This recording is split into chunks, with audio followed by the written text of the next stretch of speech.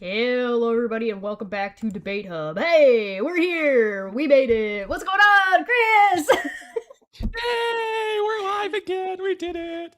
It's my Yay. first Debate Hub back since I moved. I like that we're getting called out for tech issues in the chat before we even started. Right? We were just talking about it, too. Let me know if our audio is good. I am Cheshire Master Debater. Welcome back. We're doing a mini-series with Chris, who is so helpful and so wonderful to join us with this, where we are going to go through everything you need to know about Scientology. Now, this will likely be a couple of episodes. Today, we're going to start off with In the Beginning. And we're sort of going to start off with the multiple different beginnings that you were saying that Scientology has. We're going to be doing this, I believe, every other Thursday until we're done, I guess. However long that takes. We covered it all. It took me about 12 or 13 hours to do the whole story of Scientology with John DeLynn. So let's see what it takes. Yes. See what we Mormon can... Stories podcast years ago. Did the whole story beginning to end. And then we did my whole story beginning to end too. So the whole thing was like 25 hours long, but so this will be fun. So you know what I might do at the end? Is I might just take all of these episodes and then just splice them all together into one mega video that's just like, here's all of it in one, losers. There you go. Sounds good. Thank you so much for joining us. Chris, do you want to introduce yourself?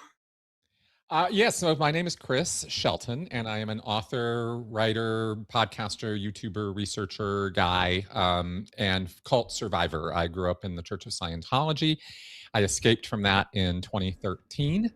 I actually got totally out of that culture and that mindset, and I've spent the last many, many years publicly recovering from that process and sharing what I've been learning as I go. And so, and in part of that, I went and got an academic degree, master's degree in the psychology of coercive control, so I could really get my head around what the hell happens to people in cults and in coercive situations like domestic abuse situations and stuff. So that's kind of my specialty and area of expertise.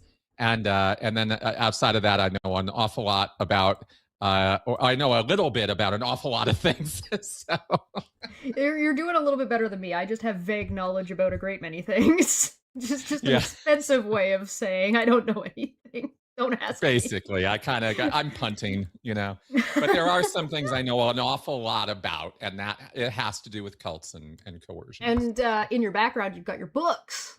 Yes. Yeah. So I wrote this book about Scientology back in 2015 when I first got out. A few years after I got out, I kind of put together this, like, what is Scientology, A to Xenu, right? And then Good this title. book, which I just published, is about cult recovery. And this is basically an educational guide, not a therapy guide, for things I wish somebody had told me in the first few days or month or so that I had gotten out of Scientology. There's all these landmines you're going to hit. And I tried to lay out what those are and how to avoid them in our process as we, recover from the cult experience.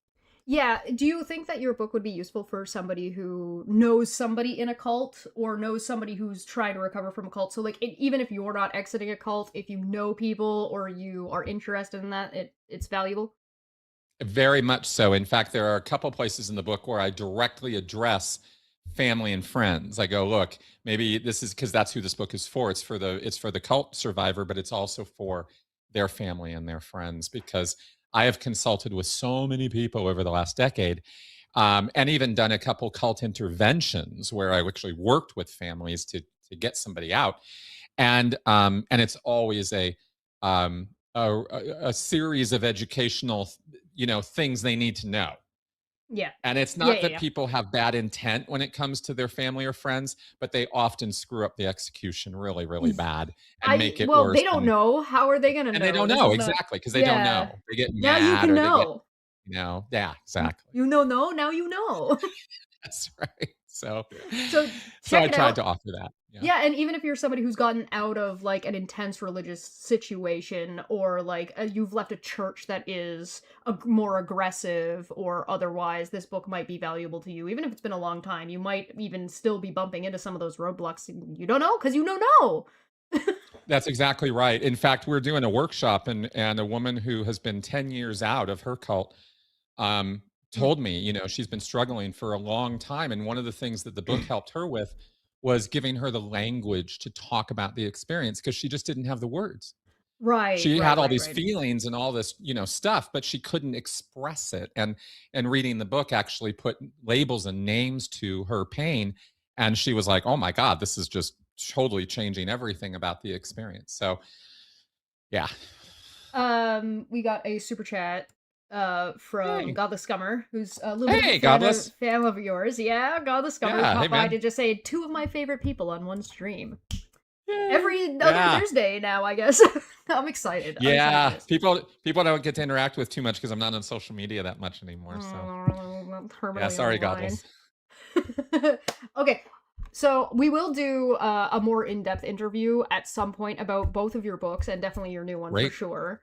Great. But and I already have questions that I'm thinking of. And questions in the chat are already starting to come in. So before we jump into the questions, please tag me. And I see Landon is already tagging me in questions. Thank you very much. I'm going to start collecting them and then I'm going to keep them off to the side so that way we can still progress. Otherwise, we might just need to do a Q&A.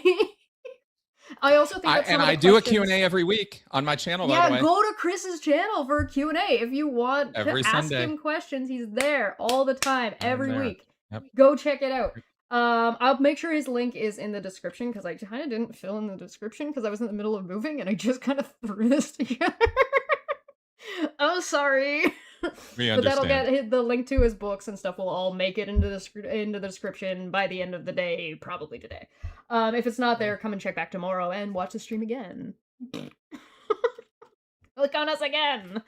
I will collect the questions. I'm pretty sure some of the questions will end up being answered as we talk as well. So Probably. I'm gonna collect them off to the side, so don't you guys worry about that. Make sure you tag me. Thank you so much for your questions. We will get to them, I promise. If your question is super chatted, you'll get priority. Alright? That's how it's gonna work. Makes So sense. your question's still gonna get asked, as long as there's time, but if you super chat, you get the priority. So let me just open the notepad real quick so I have a space to do this. Don't mind my janky keyboard is back. My loud as hell non-mechanical keyboard that people cannot believe is not mechanical. Alright, in the beginning of Scientology. Yes. In the beginning. In the beginning. Where to start? L. Ron Hubbard or Scientology itself? So we can start in either place, actually. Scientology is L. Ron Hubbard's, ego sort of written large in a lot of ways. A lot of cults are that way. They just take the cult leaders' pathologies and, institutionalize them. So Scientology is a lot of that. L. Ron Hubbard was a very troubled individual. I guess we could start with that. He suffered from various pathologies.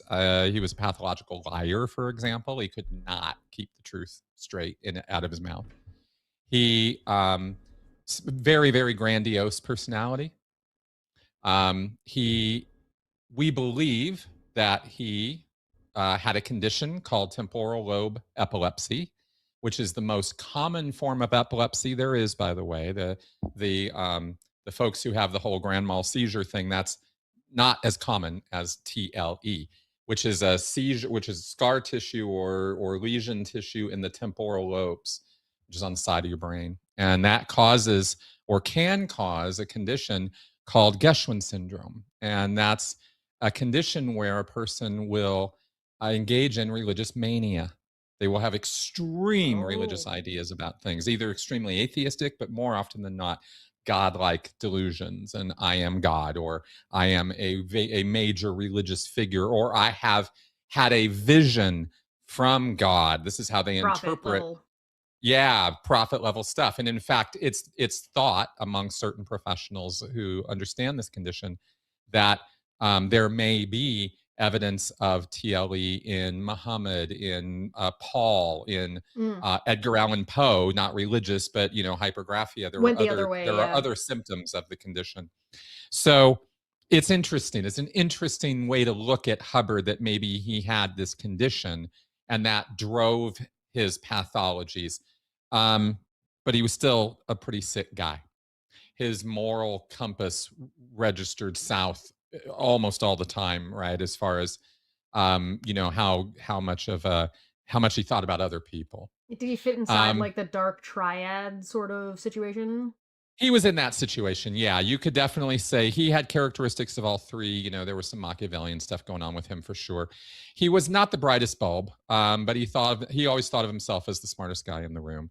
And he was a writer. Let's go ahead and set some facts straight as far as Hubbard's past goes before Scientology. He was a flunky out of college. He went to George Washington University, and he didn't really pass. He didn't really get a degree. He didn't really accomplish anything with his education. Later, there was rewriting of his history that he, was an atomic physicist. Of I thought that was one of the course. most. I thought that was one of the most absolutely like, what are you saying right That's now? what But I he wrote actually about my did. dog on Facebook in like 2001. I had him. That's too long ago. He wasn't that old. That's what I wrote about my dog in like the 2000s, and like the early 2000s. I was like, my dog has a PhD in Yeah, physics. it's like that. It's like that. So Hubbard made a lot of grandiose claims about his past, which Scientologists double down on, and there's a whole Of biography course. within the Church of Scientology that is uh, just a pack of lies. I mean, it's just Is it an nonsense from beginning to end. autobiography or a biography? No, he has biographical statements he's made over in lectures over the years, lots and lots of them, and he Mhm. has a general life story that he tells, but it's not an autobiography. The church has put together what is technically called a hagiography, and that is the Oh, church's or an institution's biography of their religious leader. And obviously, from Jesus to Moses to, or not Moses, to Muhammad to Joseph right, Smith to L. Ron Hubbard, you have these hagiographies, and they are not factual accounts of these people's lives, right? right. So there's a lot of embellishment, and that's part of the concept of the hagiography. I love throwing that academic word around. I don't get to It's a use it very good often, word. so yeah, Everybody, I make love sure throwing. you go. Everybody watching who follows Dr. Kip, make sure you go and yell that word at him next time he's live in his side chat. Thank you. Yes, there you go. There you go. So Tell him it so came from Hubbard me, was and he'll a be like, "No, it didn't." so Hubbard was a troubled guy. Um, right. he had a lot of troubles. He had interpersonal relationship troubles. He was very abusive to women. He was married, then he was married again. He ended up having three wives altogether. The last two he was married to at the same time for a year. That's fun. So there was a lot of ups and downs in this guy's personal life that point to the fact that he was not the master of human um, studies or research, Right. because he didn't demonstrate anything like that in his personal life. I think he ended up having about 8 kids or something, and he was an absentee father to almost every single one of them. To the Um, surprise of nobody, he's a deadbeat dad. yeah, and not just deadbeat, but actually abusive. And in fact, I recently learned of a claim of actually, essay against one of his daughters. I don't know that that's true. Yikes. I don't know Right. that that's true, Yeah. but it's a claim. And so, he was a very, very abusive personality. And we know for sure, at least from all the testimony from his ex-wives, that he beat on them, forced abortions, and was a really, really unsavory husband and character that Yikes. way. So we have an abusive, narcissistic, grandiose, personality. And With this delusions. guy, and there's another interesting thing about him that I think I should talk about because it really puts there who this guy was before we even get into Scientology. And that is that he Mhm. had a guardian spirit that he believed talked with him and oversaw his life and interacted with him just like you and I are interacting. Like it was as real to him as this conversation is to us.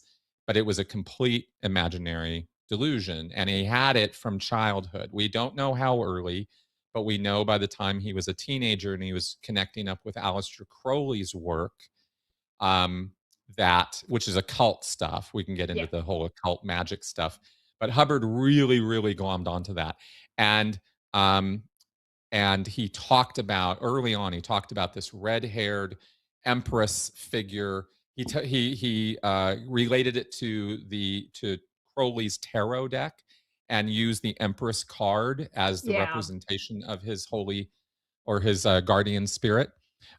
This is all kind of Hubbard's interpretation of Crowley's beliefs filtered through other ideas and Hubbard's own imagination. So it's not strictly Crowleyite. It's not strictly It's developed. the Crowley's organization was called the OTO, for Ordo Templi Orientis, which is leaning heavily on Templar tradition. That occult practice has its own levels and manuals and rituals and guidelines. None of that is Scientology, but it underpins some of the structures of Scientology and Where inspires. it gives you a little bit of an idea of like what to expect. Godless Scubber Yeah. 45 said Hubbard claimed to have won a British and Dutch Victory Medal, which was awarded for World War One. Hubbard was born in 1911, so he was about 7 years old. Yeah. Hubbard made so many false valor claims that it's actually gross. I mean, it's really, really gross. The church claims Purple Hearts for him and service What? medals for him that he absolutely did not get. No What? question about it. He was There's never some wounded things in that combat. some lies that I'm just like, why? Just why? But if it's pathological, then yeah, of course. Yeah, no, he couldn't help himself, and the term "star" is stolen valor, but Hubbard was just is just a cad. He just doesn't care. So that's all there. Sure. So that's the character of this individual. Right. He's not Who running we're around dealing helping with. people. He's not running around being a saint, and he Right. definitely doesn't have any indication in his life that he was about altruistic motives. Right? Right. There's no virtue ethics going on here. No, no, that is not what's driving. That's not what's driving Hubbard. He's not motivated by ethics. So, um, the thing about another thing to know is that there was an incident, and it could have been very well TLE induced, or it could have been something else. But there was a story, and it's repeated from Hubbard, that he had a dental surgery in 1938. So he's 27 or whatever years old, and he died. Now, I don't know if he actually died or not, but he definitely had a vision. He believed he died, or he went unconscious, or had some kind of allergic reaction to, the drugs or whatever it was that happened. Right. He went and had a bad reaction to it, and his vision was that he died, and he went to a room, a place he describes, where there was, as he put it, a smorgasbord of knowledge that he was given access to. Like, it was all laid out there, all the answers to all the questions, right? And he's Mhm. looking at all this and purveying all of this. And then they resuscitate him, bring him back to life, and he gets pulled out of that. Yoinked back And he out. says that they were telling him, that they, who were whatever these presences, entities that were there, were telling him, forget, no, you can't remember, you can't know. But he says he did remember some of it, and he came back, and he did do this. He went off after that surgery, after that operation. He felt he had had this real grand, out of body experience, epiphanal moment. And he Right. went and wrote a book, and he actually not locked himself up, but the story goes that Yeah. he went up to Port Orchard, Washington, and wrote, in seclusion, he wrote this book called The Dark Sword, and that book ended up becoming known as Excalibur. And that book was Hubbard's initial attempt to explain sociology, psychology, how people work, what motivates people, what's really going on with people, right? Based on his Mhm. own pathologies, really. And And his that book special has never, knowledge. Yeah. yeah, exactly, all this special knowledge he got, right? And he truly felt, and this is important to know, he truly felt um, divinely inspired. He felt like he had a real line in on supernatural truth. Yeah. Um, that's a fact. It's just in his writings, you Yeah, know. yeah. I mean, So I believe that he believed he what believed he it. believed. Yeah, he believed that. Yeah. He didn't believe that Scientology was a direct result of that, but he Sure. thought he was connected spiritually or supernaturally, and had a higher awareness and understanding of things than other people did. And all that comes out of the Crowley stuff and his I mean, part of that probably also comes out readings. of the narcissism stuff. Oh my God, so much, so much. So Hubbard was a really unique character. Now he was also pretty well traveled, and interestingly well traveled for a child. Had actually, his father was in the Navy, so he had traveled around to Asia and China and Mongolia and various places, but he lied through his teeth about all of his experiences with all of that. So it's a little hard to tell just what really happened with him there. He claimed later on that he had studied with Buddhist, monks and lamaseries and stuff. He never did anything like that, not even remotely. In fact, according to my friend John Atack, who has copies of Hubbard's personal diaries and journals from when he was a kid, I don't have these, but according to John, this is offensive, but he wrote, the only thing wrong with China is all the chinks. They got to get rid of all these people, right? Like that. Well, the only thing wrong with this place is the people who live here. Like, right. China would be great except for all the chinks, right? What an insane thing to say. Yeah, and that's what he really wrote when he was 16 years old, visiting China, right? But then that later on, sounds like such like a chuddy 16-year-old thing to have written in a diary, though, doesn't it? Like that sounds like something some arrogant ass idiot teenager would. It sounds like Logan Paul. Sounds like something Logan Paul would write at 16 visiting China. If you don't believe me, go look at the video of him filming a dead body in the suicide forest in Japan. Like he posted that. Like what do you mean? Right. And I don't know why, except for the fact that he's Logan Paul. There's just a certain type of personality that just thinks that's hilarious, right? And really gets off on that. That was kind of Hubbard's shtick. So the Excalibur thing is important to know about because that book was never published. Right. We don't have it. I haven't read it. Nobody's read it. So all of his special knowledge that he wrote down in seclusion to do as like the prophet he was in his mind isn't even available.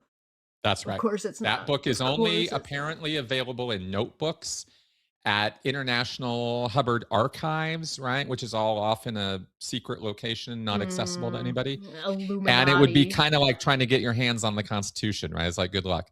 So yeah, if you're not Nicolas Cage, you're not getting it. National treasure, that's right. So this book exists. It's a real thing. And from that comes a lot of Hubbard's thinking about how people are. And he said that eventually, he talked about Excalibur often, and he said eventually most of it has, has been reproduced or whatever in Scientology, because he said what it didn't have, he said it was all the theory, but it wasn't any practical application of it. And Scientology leans hard on practical application, which we'll get to. So he said it was all theoretical and kind of philosophical, and therefore we're not going to publish it. You're just going to read what I wrote. In Nobody's going to get it anyway. Right? Yeah. So I understood. There you go. I promise. Exactly.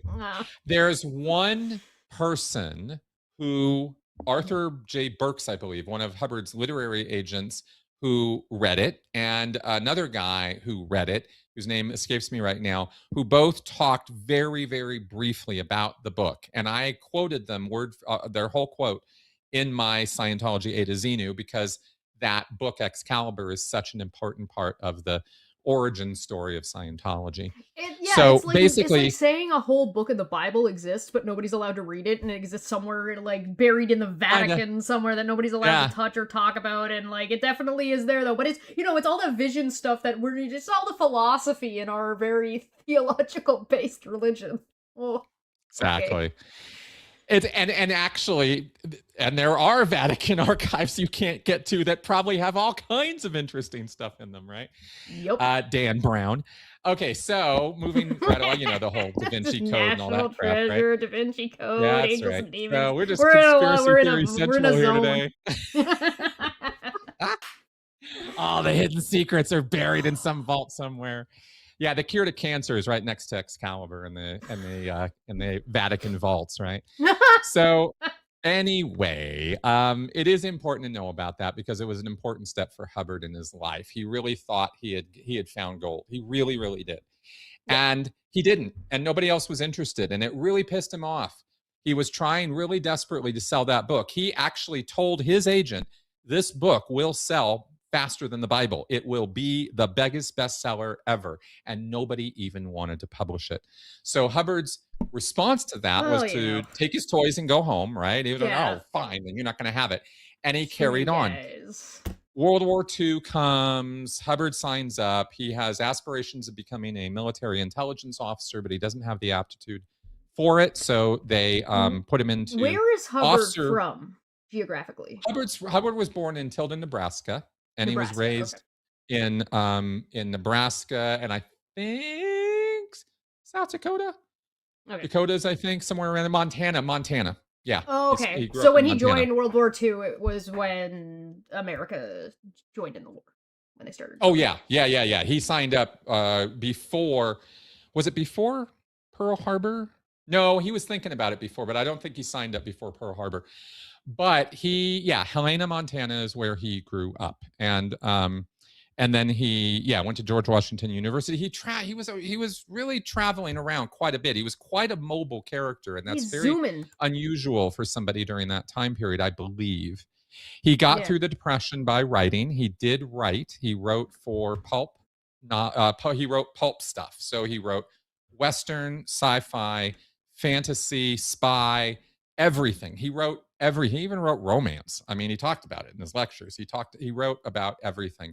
And that's something I want to try to read because that might be interesting. Romance. He had about 50 different names he used to write in, and legit, he wrote a lot. Now, I'm not saying that any of it was quality work. I actually hate his fiction because it's so trite and tropic, but he wrote a lot, and he got himself through the Depression and raised a family, did all the things.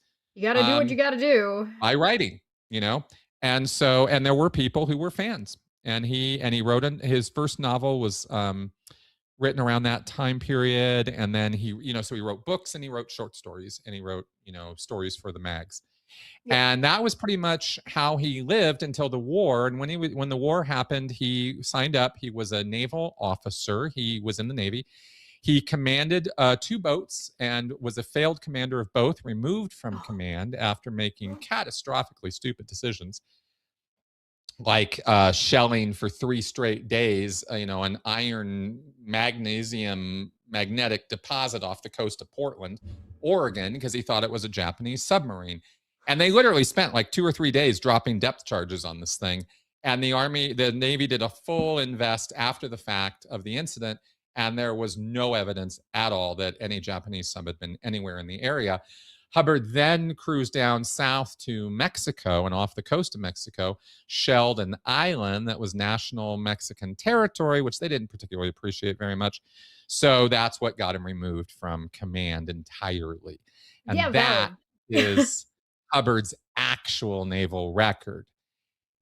In Scientology, they will tell you he saw combat in Australia. He saw combat that he was active in every theater, and that he was this, acclaimed and decorated naval officer who had seen all this combat. None of that is true. Right. And it's really, really, really important because one of the most fundamental claims of all of Dianetics and Scientology is that L. Ron Hubbard suffered catastrophic war wounds to the point that he was blinded, lame, couldn't walk, so bedridden, and rejected by his family. He wrote those words. He said everybody gave up on him. He was lame and blind and alone, and he had to figure out how to cut out of that situation. And he took all the tools he had learned, and he cured himself of his blindness, lameness, and every other problem that he had. I'm going to go ahead and speak for L. Ron Hubbard's family and the women in his life and say, we wish. I don't know these women. I don't know anything about them. I'm just going to go ahead and put my foot in my mouth here and be like, no, yeah, that would have been great, wouldn't it? Yeah, it's... Ugh.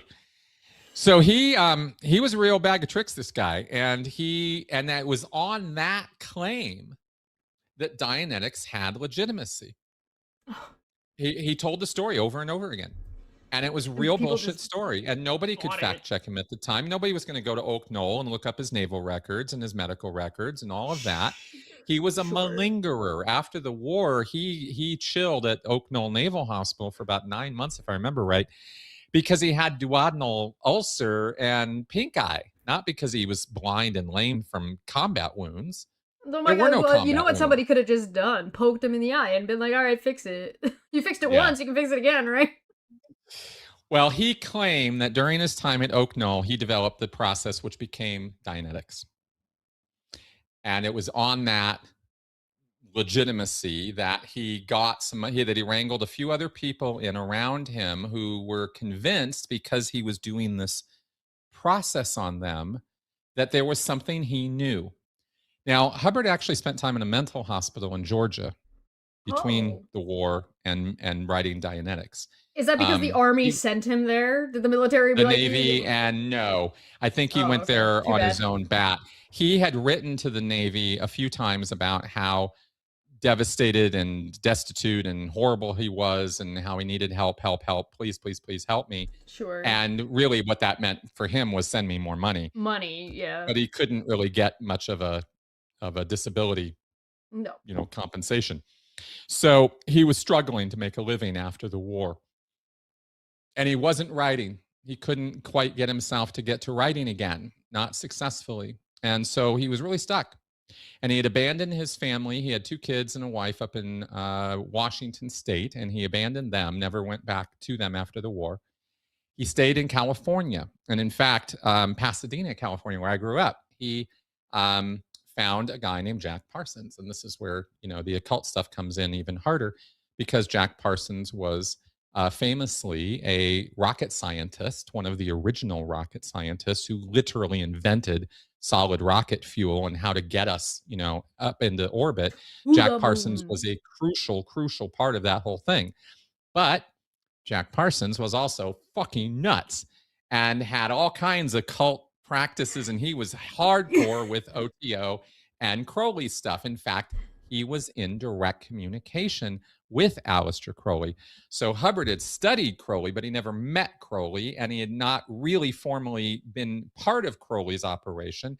But now he shows up on Jack Parsons' doorstep in Pasadena, California after the war. And Parsons is kind of this liberal hippie guy. And this is 1947-ish time period, 46, 47. So Hubbard, it's like bohemian. It's like this guy has this Yeah. mansion, Jack Parsons does, and he's got all these people there, and they're like all these like kind of Commune. different kind of folks, right? Yeah. So and they're not all just a witch's coven or something. They weren't all on board with Parsons stuff. They were just kind of freewheeling, free sex, free thinking kind of folks. And In the Parsons was all about that 40s. The end of the in the 40s. 40s. Oh my That's right. So all of god. this was on the Man was DL. ahead of his time. He was. And a lot of this was on the DL. But what he was also doing at that house, that mansion, was practicing occult rituals. He was actually doing blood and sex magic, a la Crowley's teachings. Right. Real blood, having sex. I mean, all the stuff, right? These are vital components of the rituals. And it Yeah. is a ritualistic activity. It's you do the rituals, you'll get these results. Magic is all about imposing, and this is another really important concept. Actually, this is not just minutia. Magic, as Hubbard understood it, and as Jack Parsons practiced it, and as Crowley preached it, magic is the imposition of your will on the real world, on the real universe, and altering and changing things because you want them to be different. That's magic. Magic is a force of will or intention. And that really, really vibed with Hubbard. He really liked that idea. Yeah. Because the world was not kind to him, and he was not kind to the world. So he wanted to impose his will on the world and on those around him. And he was really okay, according to his personal writings, which we have, he was really okay with lying to people, doing whatever he needed to do to get them to, be or do what he wanted. Yeah. He was a serial philanderer. For example, he could talk anybody out of their clothes, and did. And you wouldn't think so looking at him, but he was good. He was actually really good at that. Man had So game. yeah, he Had had the game. That's right. riz. And he was manipulative, and he didn't mind being that way. And the thing Yeah. about him is he was different things to different people. He could You be gotta brash and get, arrogant and conceited, but then he can also be conciliatory and which is like appeasing. And everything you want in a I can fix him. It's like, yeah, oh, it'll yeah, sell yeah, you. kind It'll of right. sell you like that. He's a character in a romance novel, but like in like you don't want that in Yeah. real life. No, you On the do other not hand, want the hot mess that was L. Ron Hubbard in your life, right? you Um, gotta get the dating scene YouTubers to start taking notes from L. Ron Hubbard. yeah, right. Oh my God, this guy. So that was who he was, right? He couldn't stay monogamous. He couldn't keep his dick in his pants. He couldn't keep himself under control. And he Right. couldn't stay locked down to a place. He was constantly moving. And there's a certain degree of, the fly by night operation, the con artist lifestyle is a Yeah. traveling lifestyle. Yeah. So, because you got to, everybody gets your shtick, and then you got to go somewhere else where they don't know you. Yeah. And And ideally you need pre-internet, to this leave was before they totally figure it out. Yeah. that's right. And Yeah. pre-internet, that was way easier to Well, do yeah, than it because are is you now. gonna You know? be doing enough to make the local news? Probably not. Exactly. Exactly. You might get a mention or something. And it wasn't really until the 1950s with Dianetics that Hubbard started getting national press and national attention. Right. So we finally come to Dianetics, right? So in the late 1940s, Hubbard hooked up with Joseph Campbell, I believe, Jack Campbell. He was the editor of Astounding Magazine. He was a friend of Hubbard's. They had worked together for years. There was another guy, a medical doctor named Dr. Joseph Winter, who was absolutely convinced that Hubbard had somehow figured out a technique or a method of recovering and reducing or erasing trauma, past trauma.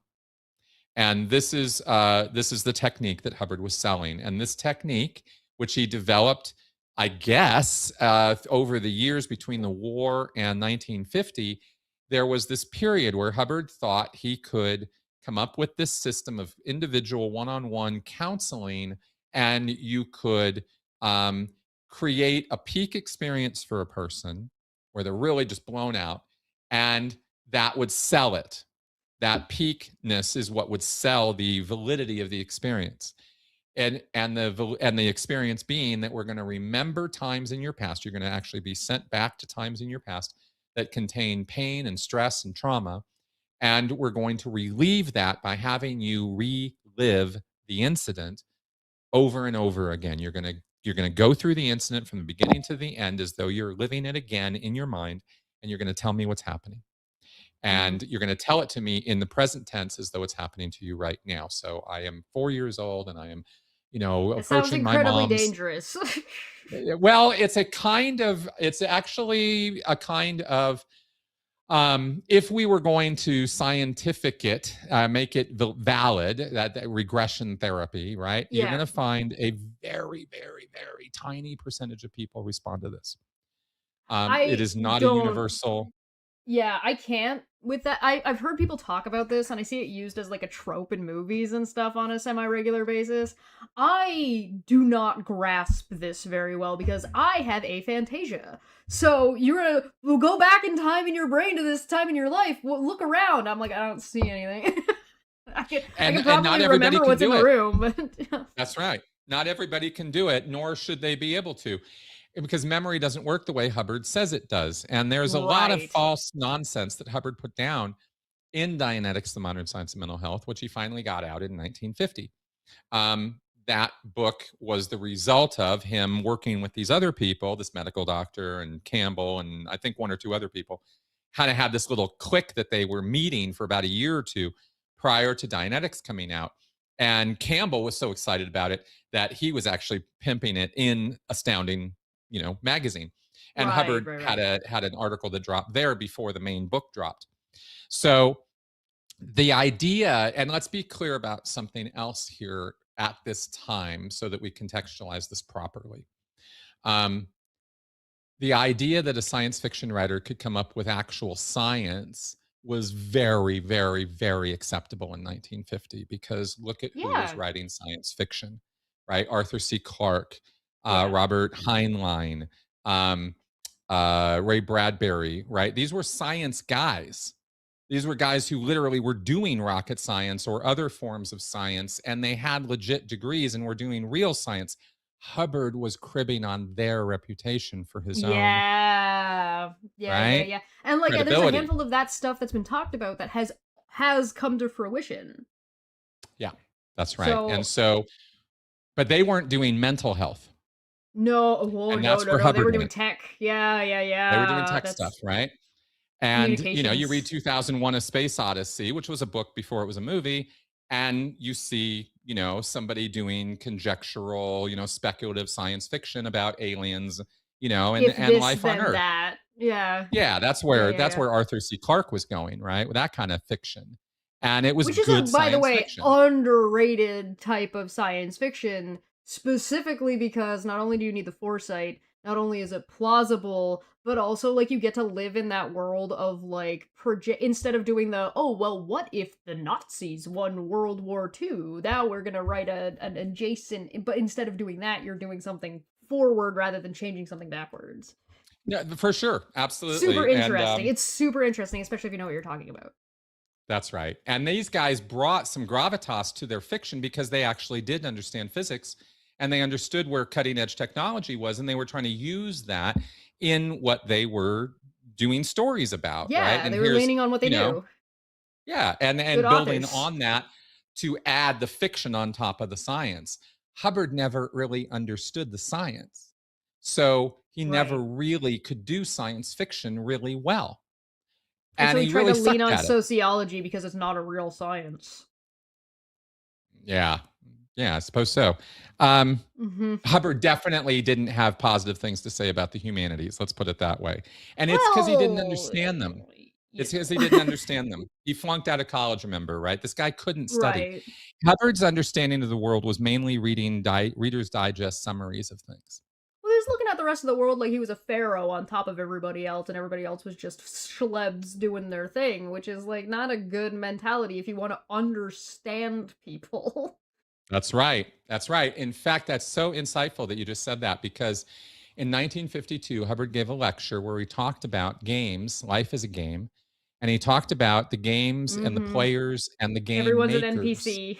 Yeah, yeah, Well, he talked about the fact that that people who are playing the game are stuck in the game, and the yeah, only people who are not are the ones who are above the game, and they are the game makers. And yeah. that's where Hubbard thought he was. Which is And yeah, sure that's how he jam. looked at other people. And Yeah, we use that language now of NPCs, but at the time that's how he talked about it. Very yeah, much yeah, very yeah. similar concept. Yeah. Same idea. So, Yeah. yeah, oh, very grandiose, very meta, very I'm above it all. I understand all of this It's and very I'm above all you Matrix peons. esque, and then like if you took the negative parts and negative position of the watching the Matrix films of being like, no, this is the way it should be, and like, but I'm Neo. It's like, oh yeah, A sure little you bit are. that, yeah. A little Yeah. bit that. A little bit I'm Neo, but I don't really feel compelled to save any of the rest of you. I think I'd rather just take advantage of the situation, you know? That was Well, kinda that's the yeah. other character, the guy who betrays Mhm. them because they just want to That's right. taste the steak again. He thinks he's in. He's just like, plug me back into the game, guys. I know it's a game. It's fine. Plug me back in. Yeah, and that would and, but to be clear, that wasn't Hubbard's thing. Hubbard's No, thing was, "No, Hubbard I'm was the that was one the making the result. Matrix," Yeah, yeah, yeah, yeah, you know? He yeah. thought he was He thinks above it he all. thinks the arc he thinks he's the architect.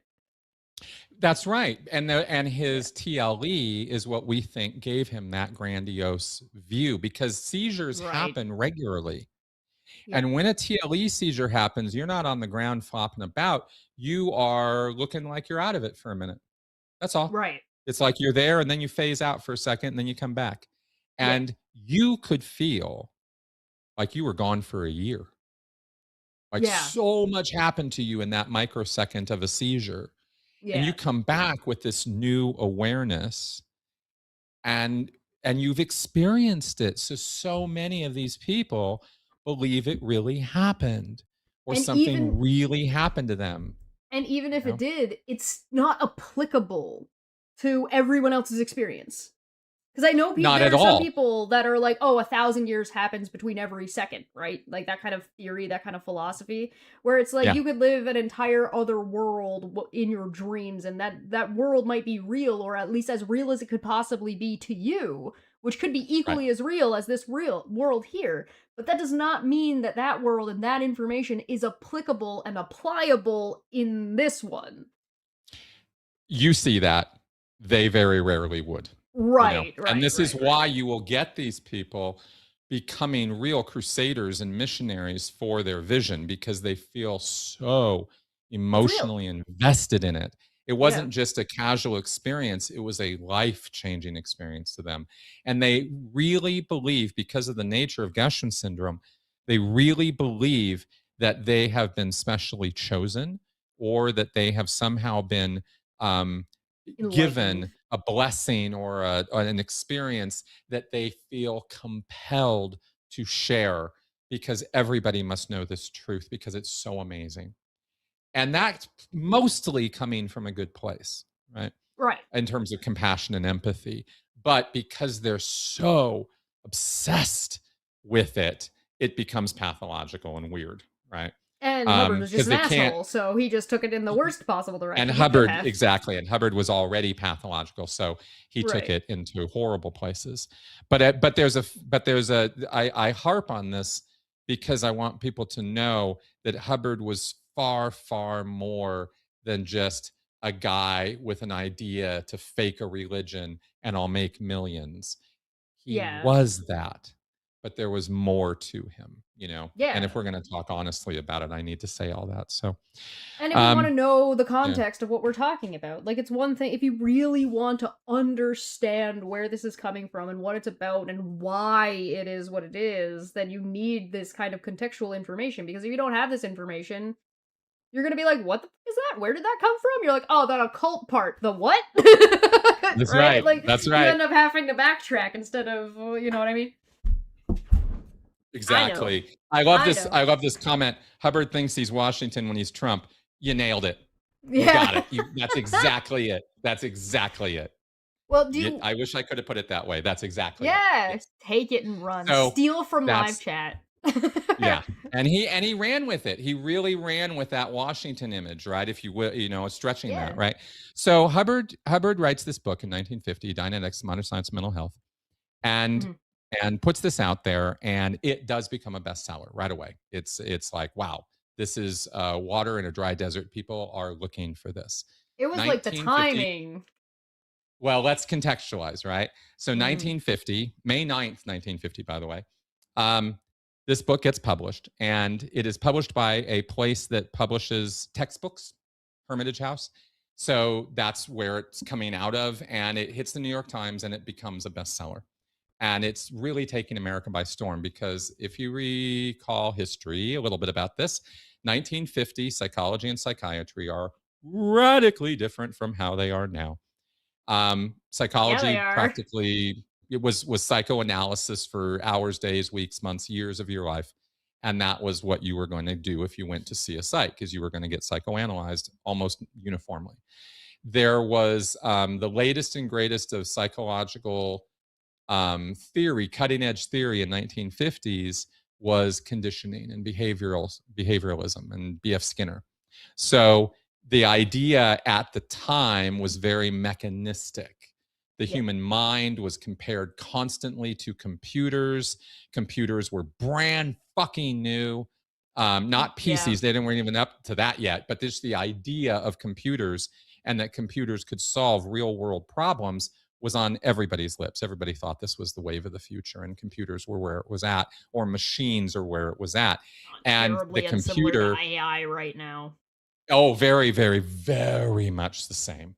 So that faddish kind of thinking led a lot of people in very serious fields to make these comparisons between machines and computers and the human mind or the brain and what the brain was doing.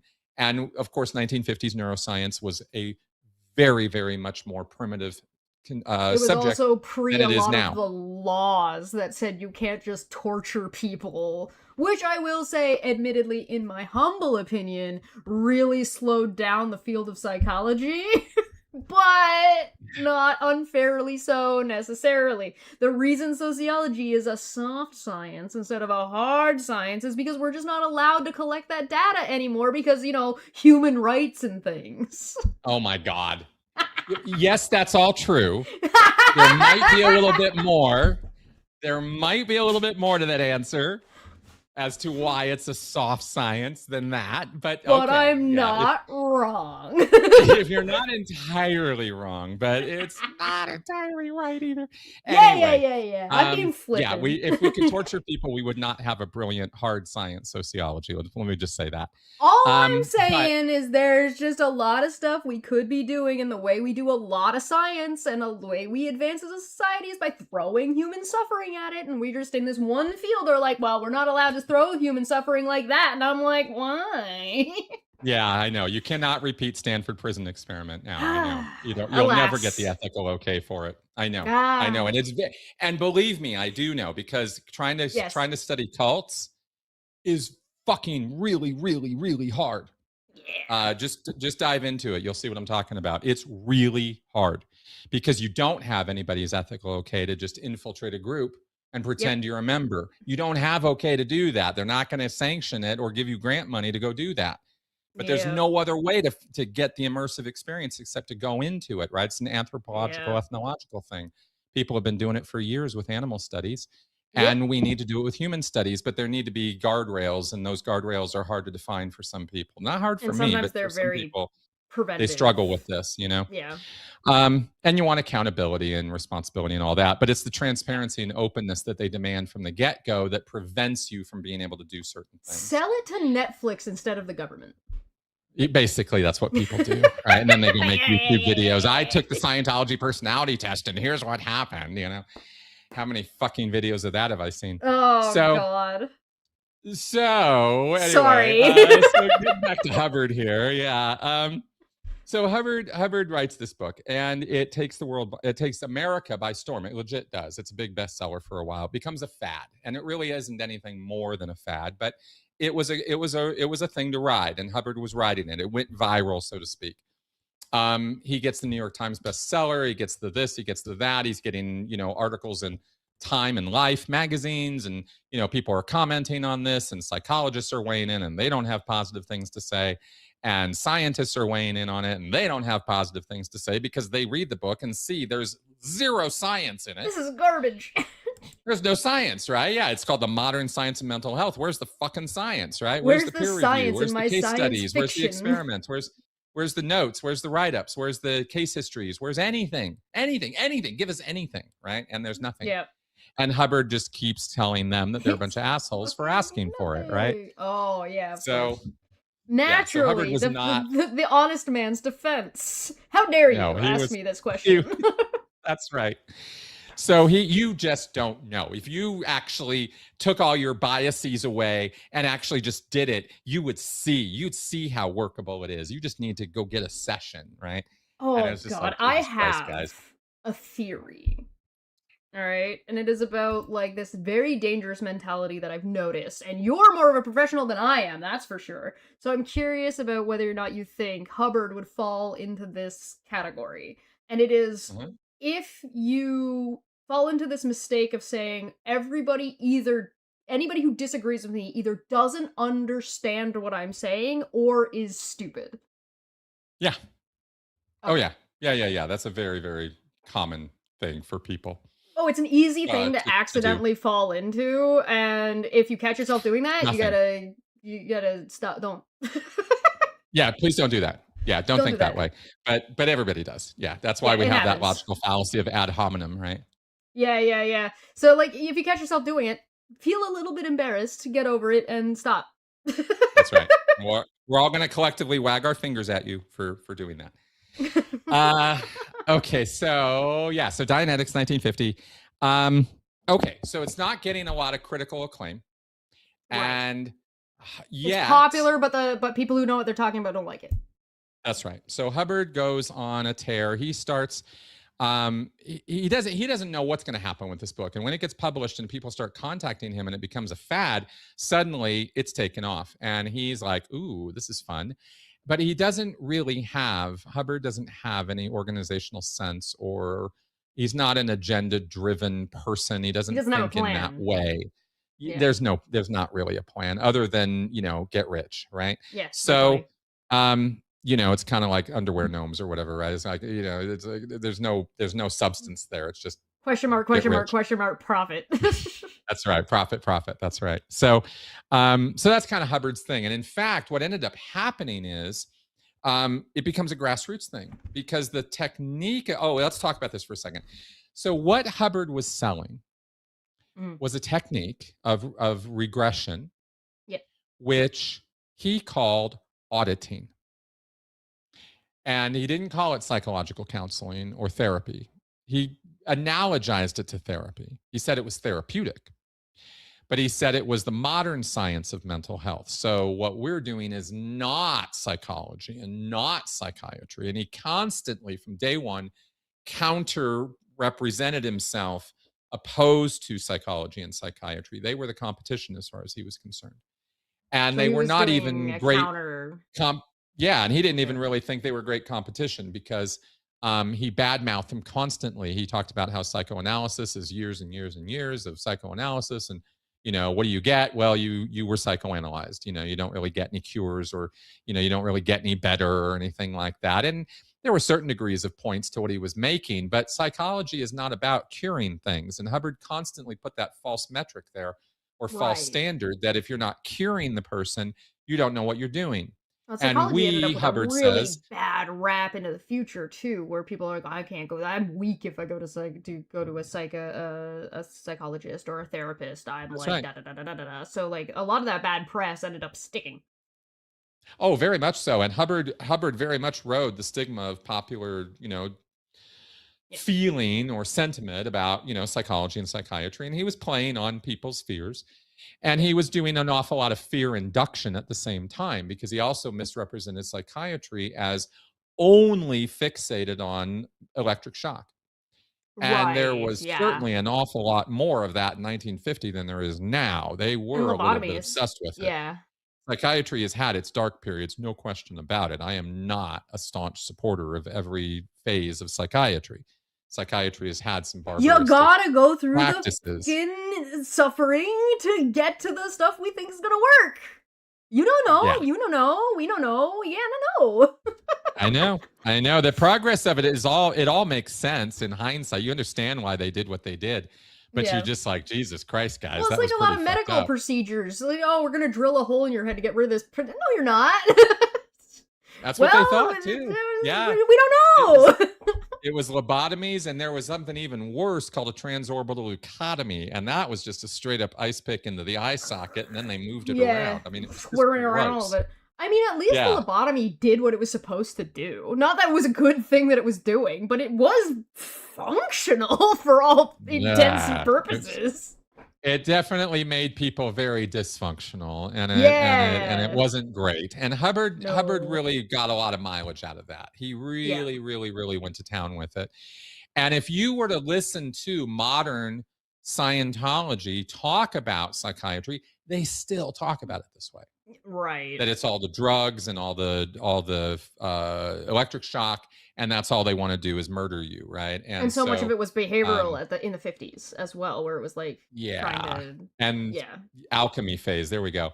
So yeah, psychology Pavlov's was up dog. to a lot of weirdnesses, and again, trying to find its way.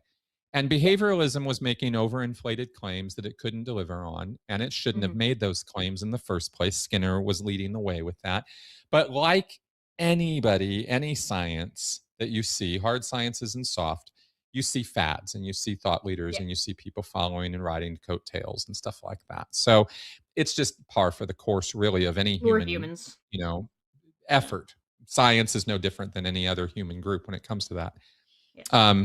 So Hubbard had some good insults in that direction, but he also couldn't deliver on what he was promising. And that was where he was running into trouble in 1950. By the end of 1950, he was kind of fucked because he had ridden the wave and he had had groups form up, grassroots groups form up to try to organize to do more and more Dianetics because they thought this one-on-one regression therapy technique was going to be really great. But here's the little, monster in the bushes, right? Is actually this isn't psychological regression therapy that would be done in an ethical way by licensed practitioners. Even Which in might 1950, work. you had standards and you Yeah. had ethical guidelines, right? And you Yeah. couldn't just color outside the box if you thought as a psychologist that you could get away. That's just not okay.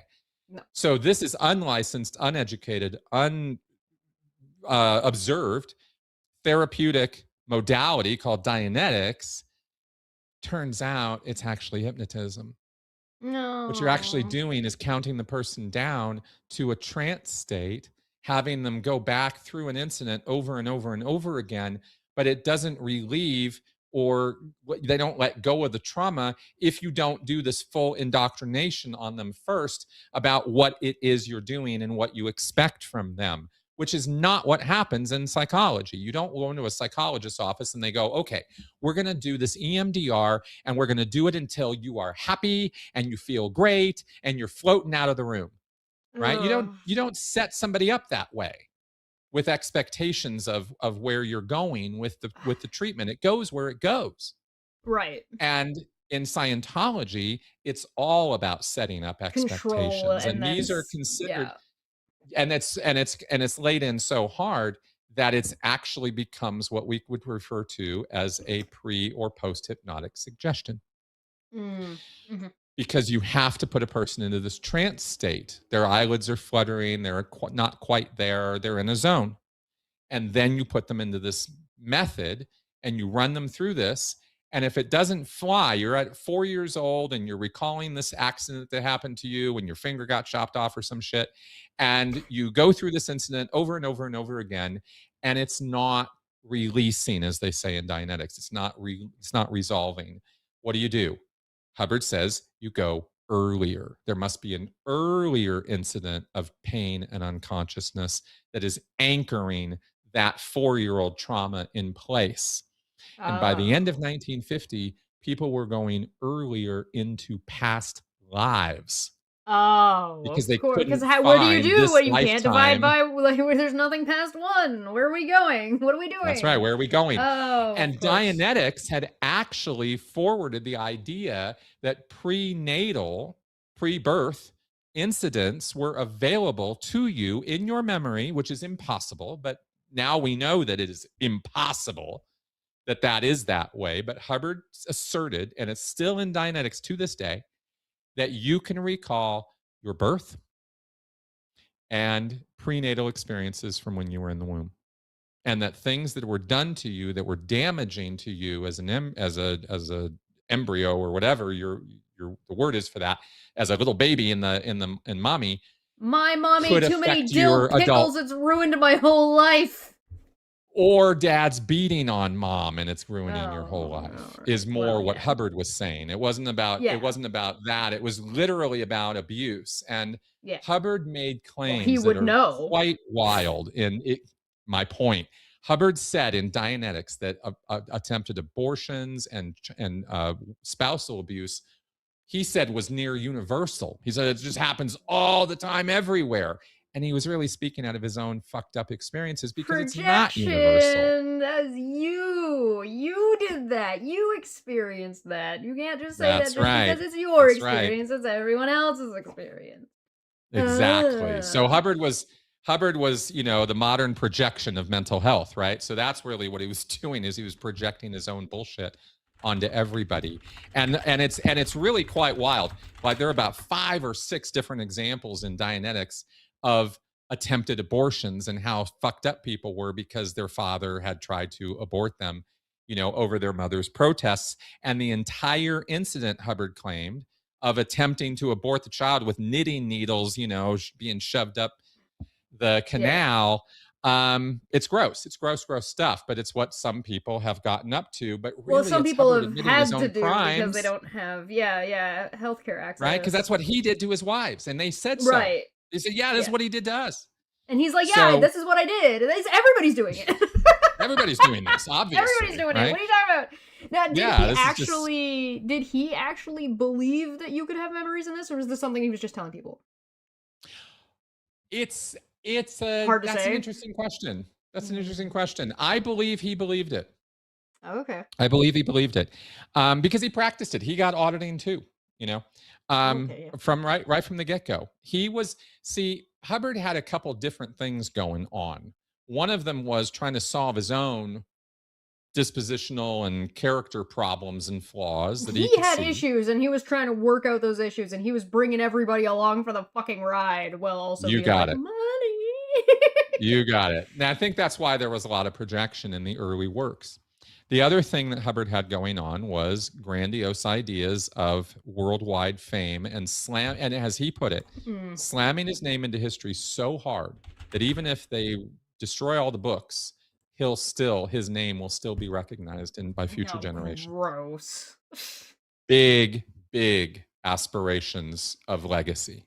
Hubbard had huge ideas Yes. about that. Grandiose, And yeah. he wanted to make money. He was desperate to make money. And he was really, really, really, really, really obsessed with money. So much so that that's actually what destroyed Dianetics, because in the first year, these grassroots movements were forming up in Los Angeles, in Wichita, in Elizabeth, New Jersey, in Chicago, in Honolulu, of all places. There were these groups forming up, and they were just starting up on the power of the book. There was no institution, there was no church, there was no Dianetics organization yet. It was grassroots.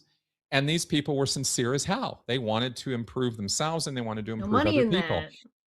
And there was money to be made from this. And Hubbard saw, okay, I know what I'm going to do. I'm going to go around and lecture, and I'm going to tell people the latest advancements in the research.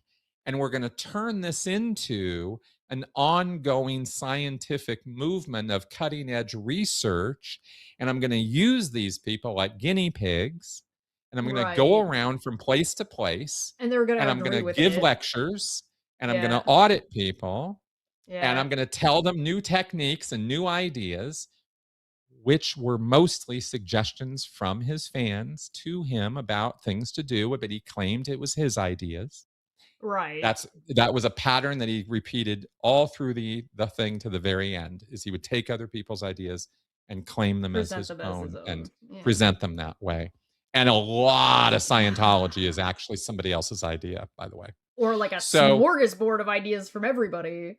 that's right. Collective. As Hubbard visited the smorgasbord, right? So, Oh, whoa! yeah, whoa, circle back, call back. Okay, so Hubbard is running around from place to place doing this, and these people are sincerely trying to get something going. They started what was called the Dianetics Research Foundation, or the Hubbard Dianetics Research Foundation, because Hubbard wanted his name on everything. And because he had his name on it, he had access to the bank accounts. And what he would do is fly into town, give some lectures, meet with people, and take all the fucking money. Take the money. And he'd just go, right? Hey. And we were setting up, we were paying people, we were leasing a building, we were doing this, sorry, Hubbard took all the money, right? And he these needed it for the research part. Yeah, I needed it for his new car, is what he needed it for. He was buying stuff left, right, and center. He was having a field day. He was like, new wardrobe, new car, new this, new that. He could not save anything. He was spending it as fast as he got it. And he was living this ultra, lifestyle all of a sudden, where he just had money coming in hand over fist, but he couldn't save any of it. He had no mind for that. He had no sense of organization at all. He couldn't organize his way out of a wet paper bag. So every organization he would go to, I know, right? That's why you know how fucked up his outlines are, because it's just like, Jesus Christ. I don't think he even really did outlines. I think he just wrote off the top of his head, because his writing reflects that. I know, that sounds right. I haven't read any of his stuff. Sounds right. Kinda, yeah. Until you get to the big, Battlefield Earth size stuff, he's not doing any planning, you know. So we come to Hubbard John end of Travolta. 1950 is in a very different place than at the beginning of 1950, right? Because now Right. he has tanked this subject. He's bankrupted it. And Right. by the beginning of 1951, he is destitute and depressed in Palm Springs and crying his eyes out and having his mood swings because he was a man of great mood swings. He was not statically euphoric, he was massively depressed and would be just absolutely bottomed out sometimes. And people would find him this way. And he would just, I'm a failure. Life's a failure. Everything's a failure. Rah, rah, rah. Woe is me. And people would, try to console him out of this. And his followers and stuff would, not his inner circle wouldn't let anybody else know this is what was happening to him. But he had this pattern behavior too. A lot of Right. ups and downs for him over the years. He was not a, take the money and live the life of Riley and just sit on the top of my stack of gold and laugh at everybody. He was Right. such a troubled guy that he couldn't really just have that He's doing that. or I got a have that hole to sort of fill and I Don don't know how Jr. to do it. lifestyle. What's Yeah. that? He's got the I got Yeah, a hole to fill and I don't know how to fill it. exactly. And it was a chasm. It was just an emptiness inside of him that he could never fill. And it's because he didn't know how to love and he didn't know how to have empathy for other people. And it's Oh, so really, he's the really so Grinch. obvious. Yeah, but he never had his heart moment, right? Because he Right. he couldn't he couldn't quite cross that divide. He Not if just he was every beating time he'd come near children. it. Yeah. What's that? I said not if he was beating children. No, he just couldn't. He just couldn't. He just couldn't make the connection. No. And he could fake it, he could pretend at it, he could make stabs at it, he could regret the fact and lament the fact that he couldn't seem to do it, but he just couldn't really connect with another person. And Yeah. so he always saw other people as beneath him, or eventually came to, they are beneath him and below him, and he is the game maker and they are the Yeah, I imagine he didn't NPCs, right? start here. That was like something he worked into. Very much so. Very much so. And we see shades of this in Elon and Trump and these other guys. It's all sort of It's similar narcissism, right? pathology. Yeah, there's It's like a narcissism combined with neurodiversity combined with some other disorders too. And yeah, when we bring in the TLE, you have biological stuff as well going on. So right. there's an interesting mix of things with Hubbard that make him unique from other sociopathic people. Yes. Um, but he fits all of those labels in lots of convenient ways. Mhm. Bottom line is Hubbard was Hubbard. He was motivated by an occult belief, legacy belief, and by this, intense desire to fill the holes inside of him. The man And is I think we've definitely interesting at the very least. very, very much so. And I've spent, a decade studying him and his works, um, more so than other cult leaders. I've paid a lot of attention to a lot of cult leaders over the years, but there's nobody I doubt that I'll ever be as intimately familiar with as I am with L. Ron Hubbard. And of course, I was driven to understand him because I needed to deconstruct him for myself to really deconstruct the whole Scientology experience for myself. Not everybody has to go there, but I needed to. I think there's So value in understanding sometimes and deconstructing the people who have abused you or had a hand in any kind of abusive situation because then you can kind of compartmentalize and put in perspective what's gone on and like why this thing has happened to you. and why is an important question for some people. It certainly Yeah. is for me. It's really what drives me in every way is why. And and I really feel I've gotten to some pretty solid answers with Hubbard, right? Which is why I like to expound on this stuff. It's so fascinating. It's so interesting. And every time you think you got him, there's some new layer, right? Till I finally got to bottom, right? With the TLE and the childhood stuff and the guardian spirit and the occult stuff. All of it paints a picture that leads to Scientology. It could have led a million different places, but it led to this. And I know why it led to that, right? And Right. figuring that out for me, it was a lifelong thing that I was involved in. So I needed to spend some time to figure out why did I dedicate my entire life to that bullshit for so many years? And Right. was there anything I can take away from this experience, That for me Right. was what motivated me through all that. A little bit of value. There's also like a degree Basically. of is there Is there a book that is not released, has not been released by Scientology that is like a biography of like just his life? Uh-huh. Okay, good. They've done a full biography of his life, but they can't release it because it's nothing but a pack of lies.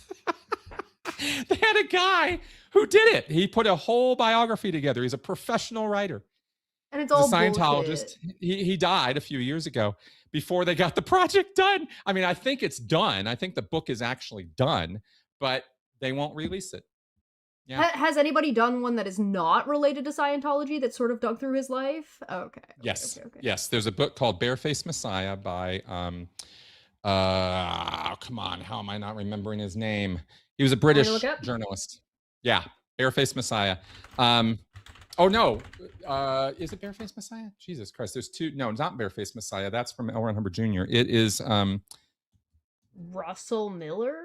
Russell Miller's book. That's the one. Oh yeah, Madman or Messiah is the one by his kid, and yeah, Russell Miller's book is the definitive. Yeah, Russell Miller's book is the definitive biography. I will put the title in the chat for anybody who wants to look at it. I'm not linking that one in the description. Okay, so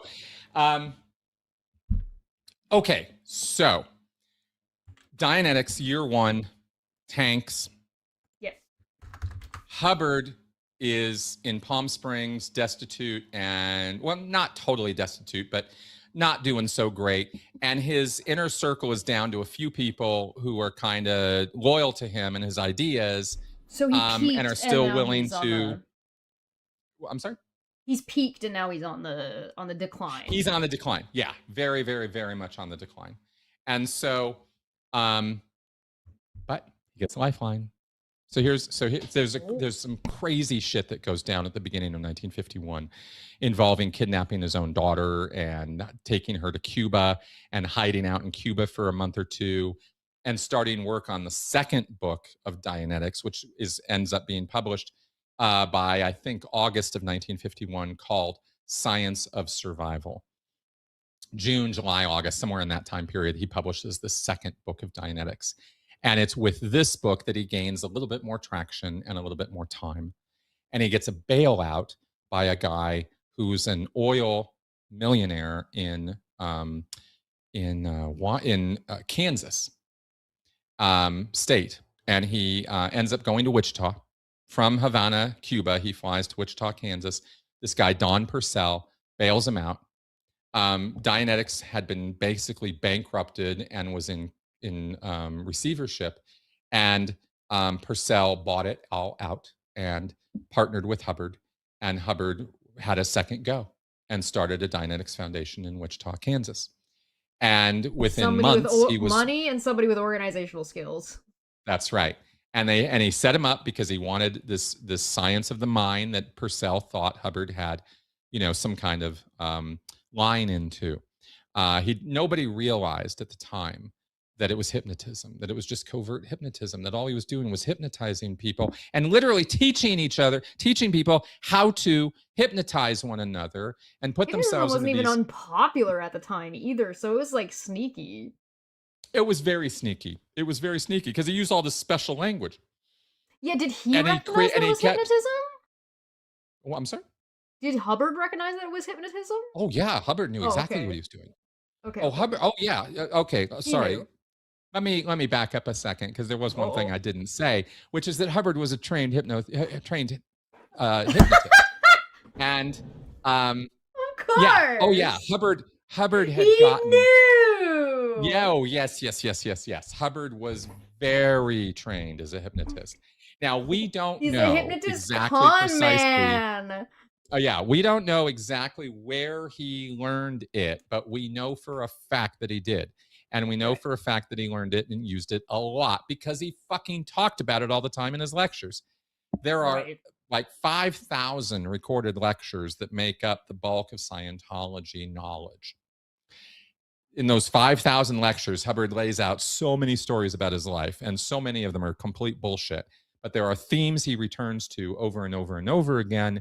And the fact that he would covertly hypnotize people, even a room of people, doing various shady techniques that nobody knew anything about in 1950. Right. He would brag about it. He thought it was hilarious, you know? So he openly admitted to this. This wasn't something that was he was hiding from Scientologists, but the catchphrase in Scientology was always that Dianetics and Scientology are not hypnotism. Here was the brilliance of how Hubbard would deal with this. He would be somebody would confront him. This is hypnotism. No, no, no, no, no, no, no. No. See, with hypnotism, which I happen to know all about, L. Ron Hubbard would say, with Conveniently. hypnotism, you're putting people to sleep. Sleep. Oh, you And gotta with go snoozles. Dianetics, you're waking them up. Oh. So he was woke. Compare, contrast, right? Yeah. And this works. It Yeah, no, it doesn't does. sound like it would work, but it does. Oh, it People absolutely buy works. this all the time, right? Yeah. It's like All it's the such a time. classic sales tactic. And like go watch YouTubers. Go watch YouTubers selling something. That you'll see it all over the place. Yeah, Everywhere. it's Everywhere. it's just hilarious. So It is funny. Humans are humans, it is man. funny. And when We people gotta are move motivated on. to believe, when people are motivated to believe something, it's so much easier to, the bar is so much lower than when they're skeptical. And Oh yeah. people really, really, really wanted some relief from anxiety, stress, trauma. And Hubbard was promising all this relief. And In it was fact, he right was after making the promises that war were initially. Yeah. well, it very much was a very traumatized society that Hubbard was introducing these ideas to. This was post Yep. World War II, Yep.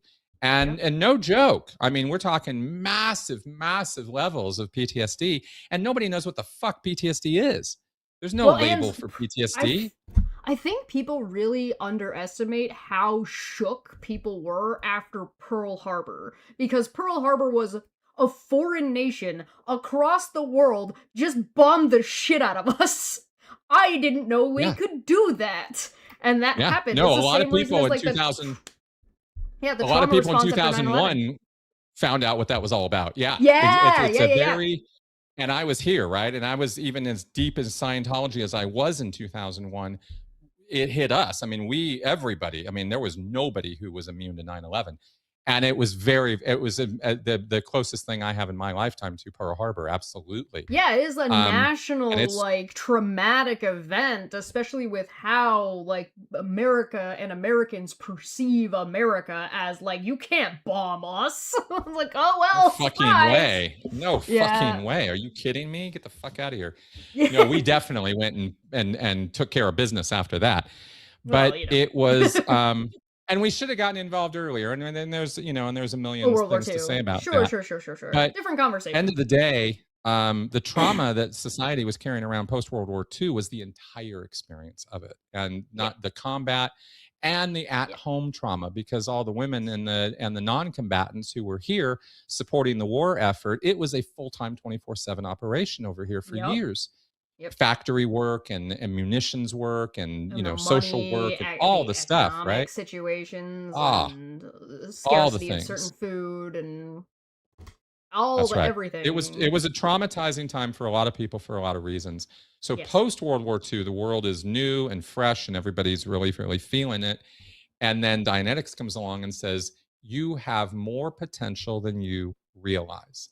You could achieve a state called clear. You can achieve this state. You're not there now, but you can get there. And when you get there, you are going to never get sick. You're going to be cured magically through the process of all of your psychosomatic illnesses." And Hubbard goes out of his way to say that 75 to 80% of all illnesses anywhere are psychosomatic in nature. He pulls this number out of his fucking ass, right? But he His says it number's in not real. Dianetics, Yeah. and people believed it. Mhm. They are told that they will achieve a state where they can remember everything that ever happened to them, that they will have full eidetic recall, which means full three-dimensional recall, all sense perceptions. You'll have it all back. This is impossible to Back. create, but Hubbard Yeah. asserted in 1950, you can do this, and people believed him. And people So this wanted was the anything at the time that would like the stress, the trauma, the economy, everything. Oh god, yeah. I can see like it's just a prime place. Prime for this kind of thing to take root. Yeah, I mean, that's right. I would probably And argue he that even after COVID is a good kind of time for stuff like that to take root as well. it's Recently. always a good time for a con. No, yeah, If you're a no. con man, it's You always a good time for a con. know. You're right. Yeah, You're right. never a bad time. And you just have to find the buttons to push. And Hubbard found those Yes. buttons to push, and he pushed them hard, and people responded. And these promises were big promises. I mean, we're going to cure your cancer. We're going to cure leukemia. We're going to cure Yeah. bad eyesight. We're going to deal with all of it. Dianetics can deal with all of it. Well, yeah, Well, he healed people his tried it, blindness and his lameness, right? and that's how he said, that's how he sold it. I cured myself. Y'all will cure yourselves. Well, obviously, after a year, people were learning that shit didn't work and it wasn't having these results, and they were having issues and problems, and they were coming to Hubbard, and he was saying, oh, no, do this and this and this. He always had answers. He always had something to say. He was never Mm-hmm. caught out, or if he was caught out, he would just run out the back door. And so, he presents, for example, in June, I think it was, in Los Angeles, Oakland, California. He has an event, and he presents the world first clear, right? And she comes up on stage, and she can't even remember the fucking color of the tie Hubbard is wearing, much less remember her education. It's a disaster. People are walking out within 5 minutes. It's a fucking disaster, right? Hubbard is just humiliated right there on stage. Embarrassed. Wonderful. But he's scheduled to give a lecture the next day. So what does he do? He goes into the lecture with the nice people who are now his allies, and he tells them all that it was a setup because she couldn't recall that stuff because she was so nervous because of this other thing that had happened, and da-da-da. He's always got some spin, some explanation, some reason to keep believing in him. And if you're motivated to do that, you'll believe that bullshit, right? Just like I did for so many years, just like, hundreds of thousands of other people did over all these years. Yeah. And do. That's right. So these are some of the 1950 stuff. So 51, Hubbard gets this bailout, and Dianetics continues, and it grows into this new thing because now there's this new book called Science or Survival. And guess businessman involved. Guess what Science or Survival is all about? Thetans. Emotions. I was right. We're not to Thetans yet. We're not to Thetans yet. They're not called that We're yet. to emotions. I jumped and ahead. Hubbard has put together. It's like the only thing I know about. It's only because of Chris. Now we'll get to the Thetans. They're coming. They're right around the corner. Oh, okay.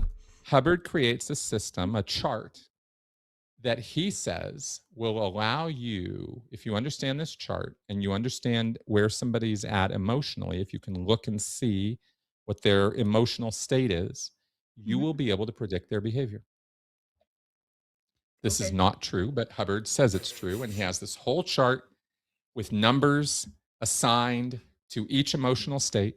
And he has put them on a graduated scale where some emotions are better than others. And you want to be up near the top of the scale. You don't want to be at the bottom of the scale where the nasty emotions are. You want to be up at the top where it's all about survival and freedom and happiness. You know what this is? This is him projecting again. He's like, this is a emotion that's bad for me, or has a bad experience for me. So it's a bad emotion. It goes up a bad scale because he's bad at dealing with whatever the emotion is. Oh, Hubbard is just lost when it comes to emotions. Belongs in an IMAX theater. But he puts this scale together, and he writes this book, which chapter by chapter walks you through this chart. And the chart has columns for different spheres of activity. For example, there's a column about how deals with children, attitude towards children. Oh. And there's a whole column that at this emotion, this is how you're going to feel about kids. At this emotion, this is how you're going to feel about kids. At this one, you're going to start abusing kids. At this one, you're going to start sexually molesting kids. Yikes. And here, you just want to kill kids, right? There's this chart, and it lays this all out. There's another column, which is sexual behavior. There's another column, which is trustworthiness or honesty, relationship with honesty. There's another column about I hope I exist. Relations with others, right? So he's got all these ways to judge people, which he Right. says is scientific and all charted out on this nice scientific I chart, which wrote has it down, numbers. so it's I wrote it real. all down. That's right. It's in a And this chart. chart survives to this day in Scientology as what they call the tone scale. How could you possibly experience life, experience emotions, interact with other people experiencing emotions, and come to the conclusion that this is how emotions work? I can understand Hubbard wanting to sell it to people. I get that. That's Mhm. bullshitting. Fine, I get that. But how do you read a book that says that and go, yes, this makes sense? Because he gives enough examples that sound like they make sense, Oh. that matched up with people's experience. And so so confirmation bias does the rest of the work for you. This is If my I experience, say, therefore it's other people's experience. Therefore that's the well, way it is. he uses enough examples Yeah. that that sort of connect enough to other people that they go, oh, that's right. So therefore, the rest of what he's saying must be right. Are the That examples like the average love song where it's like, oh, this is vague enough that it could be anybody? well, sure. Oh yeah, yeah, yeah. I mean, he's trying to give common man examples, not specific, Sally Sue examples. So you Right. get examples like, okay, all right. Let me give you. Let's see here, a couple examples. Number one, um, Dad got mad and Hubbard punched me in the says that head. there are physiological signs that show you somebody's emotional state. Okay. And let me clarify something real fast, that it's not that Hubbard's talking about chronic emotional tendencies, not your moment to Current emotional moment state. emotional reactions. Mhm, He mhm, mhm. asserts that you have an in the moment emotional tone. Mhm. That's the word he uses, is tone. He compares it to harmonics or music. Mhm. Um, he says you'll have an in the moment emotion, but you have a chronic emotional state that you tend to return to. You might move on Okay. the scale, but you're going to As a live mirror. mostly in one Mirror. Okay. band of that scale.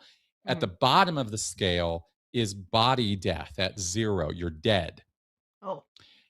Just above that is a state called apathy, where you Mhm. just don't give a fuck about anything, right? Just everything, the homeless guy living on the street, the dead person dying, or the dying terminally ill person, they've checked out, right? It's just apathy. They just don't give a shit about anything. Right. They're just, into whatever they're into, and that's all they've got. So Hubbard says chronically somebody in apathy is obviously, on their way, on death's door. Oh. But there are people who are in apathy who are not dying. That's just where they've been sunk to because of all their trauma and stress and all of that. Yeah, it's And one they thing to become say, "Hey, this person apathetic. has a vibe about where they exist day to day," versus this is therefore where they are right next to this other thing. Yeah, it's I mean, there's comparisons, but it's mainly the chronic tone is the idea of where you're hovering at most of the time on this chart. And the Yeah. chart is an artificial construct created by Hubbard. So he creates this universal standard for everybody and says apathy is bad. He says apathy as a Right. tone, as a chronic condition, is one step above death. You're dying. You're on the way out, right? So if you see Right. somebody apathetic, you should do something about that because that person's on their way to They're dying, gonna right? Like you die! start, but and that's not necessarily true at all. Right. Um, Above apathy is grief, and above grief is fear, and above fear is hate or anger, and above anger is boredom, or as an antagonism, mild anger.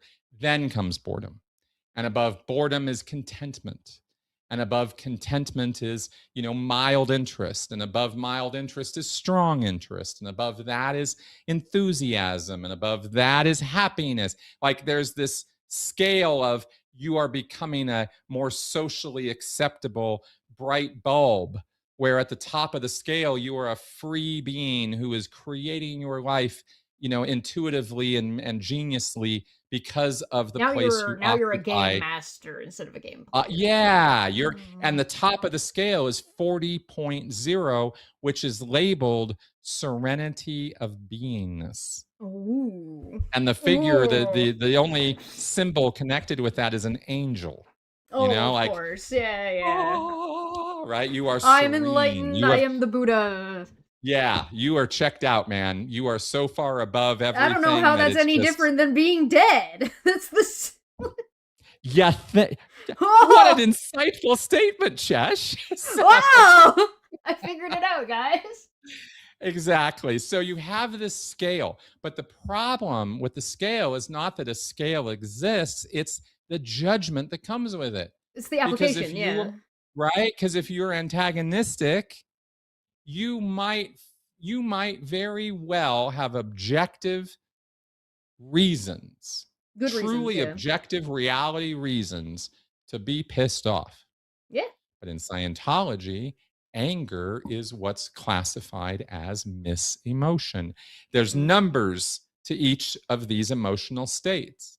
So anger or antagonism is 2.0 on the scale. Anger, I think, is 1.5.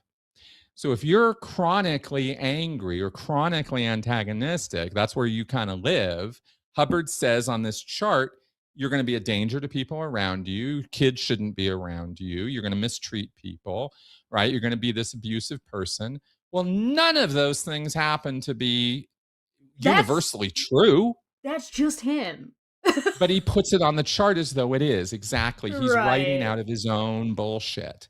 But he Right, right, foists right, it right, off on right. the world as though this is scientific research. There was no research. There's a I actually know guy. the origin story of this chart, and it was Hubbard writing himself onto the Yeah, chart.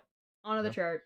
I got So, a guy that is I don't know if he's in the chat right now, but EMP does Jax is the name of his channel. He does like a size study. He likes to look at body language stuff. And he's like, listen, oh body yeah, language isn't magic. It's not this. It's not going to yep, definitively tell you if somebody's lying, but there are correct, ways in people's behavior and the way they move that can be indicative and give you contextual information about that person.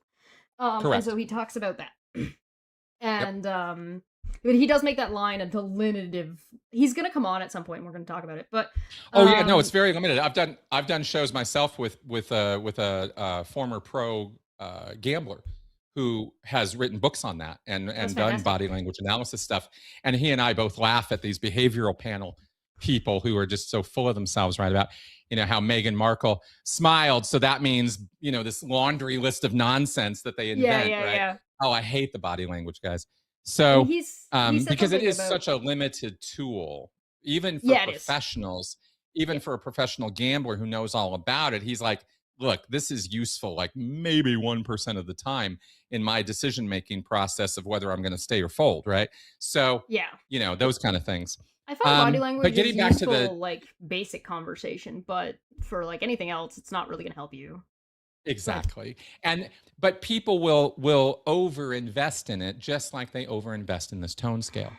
And Yeah. I'm harping on this because this is an important thing in Scientology. This Yeah. is not Yeah, just yeah. a minutia history point. This second book of Dianetics, Science of Survival, is a cornerstone of Scientology belief. It is a big, thick book. There's a lot in it. And there's a lot of nonsense in there. And there's stuff people agree to, which is crazy town stuff. But you don't quite really realize what you're reading while you're reading it. It's a tricky, tricky book. It was actually not written by Hubbard. It was written by a guy named Richard DeMille, who was Needed a basing the better work off of author. Hubbard's. Hubbard was in Havana, Cuba, with Richard DeMille, with his baby, who he had Alexa, who he had kidnapped and Right. literally He was taken busy. from his wife, Yeah. and he was hiding out in a foreign country with the baby, writing this book while he was drinking all night long, passed out drunk, and recording on these little wax discs like a recording, and he would dictate the book, and then Richard DeMille ended up with 50 of these discs and had to kind of put it all together into a book, and that's what we have called Science of Survival, and it's always Bro, been a bit of a mess of a book. that But that poor guy trying to take the drunken, blacked out ramblings of a madman and turn that's them right. into a functional anything I'm a little bit impressed. It's a little stunning that he pulled anything out of that, but he Yeah. ended up pulling out of that one of the most foundational texts in all of Scientology, because this tone scale is heart and soul of Scientology. A lot of Scientology is based on this. Well, and it So makes so this, much sense that it is him projecting this of himself into this thing, and somebody else has picked up on that and it has smacked it right in the middle. And of course, that's right. because he was drunk rambling, so of course he was like talking about himself. Like it falls right into what you would expect to see. Well, Richard DeMille, of course, turned it into something that didn't sound like drunk rambling too, but Right, right, you're right, right, right. exactly right. That's the selling You're point. exactly right. It was drunk ramblings. And at the end of the day, that's all the value that the book actually has. But none of us knew any of this when we were Nobody reading the knows. book. Yeah, yeah, Nobody knew any of this. I had no clue Hubbard had gone off with his daughter, kidnapped his daughter and done all this crap.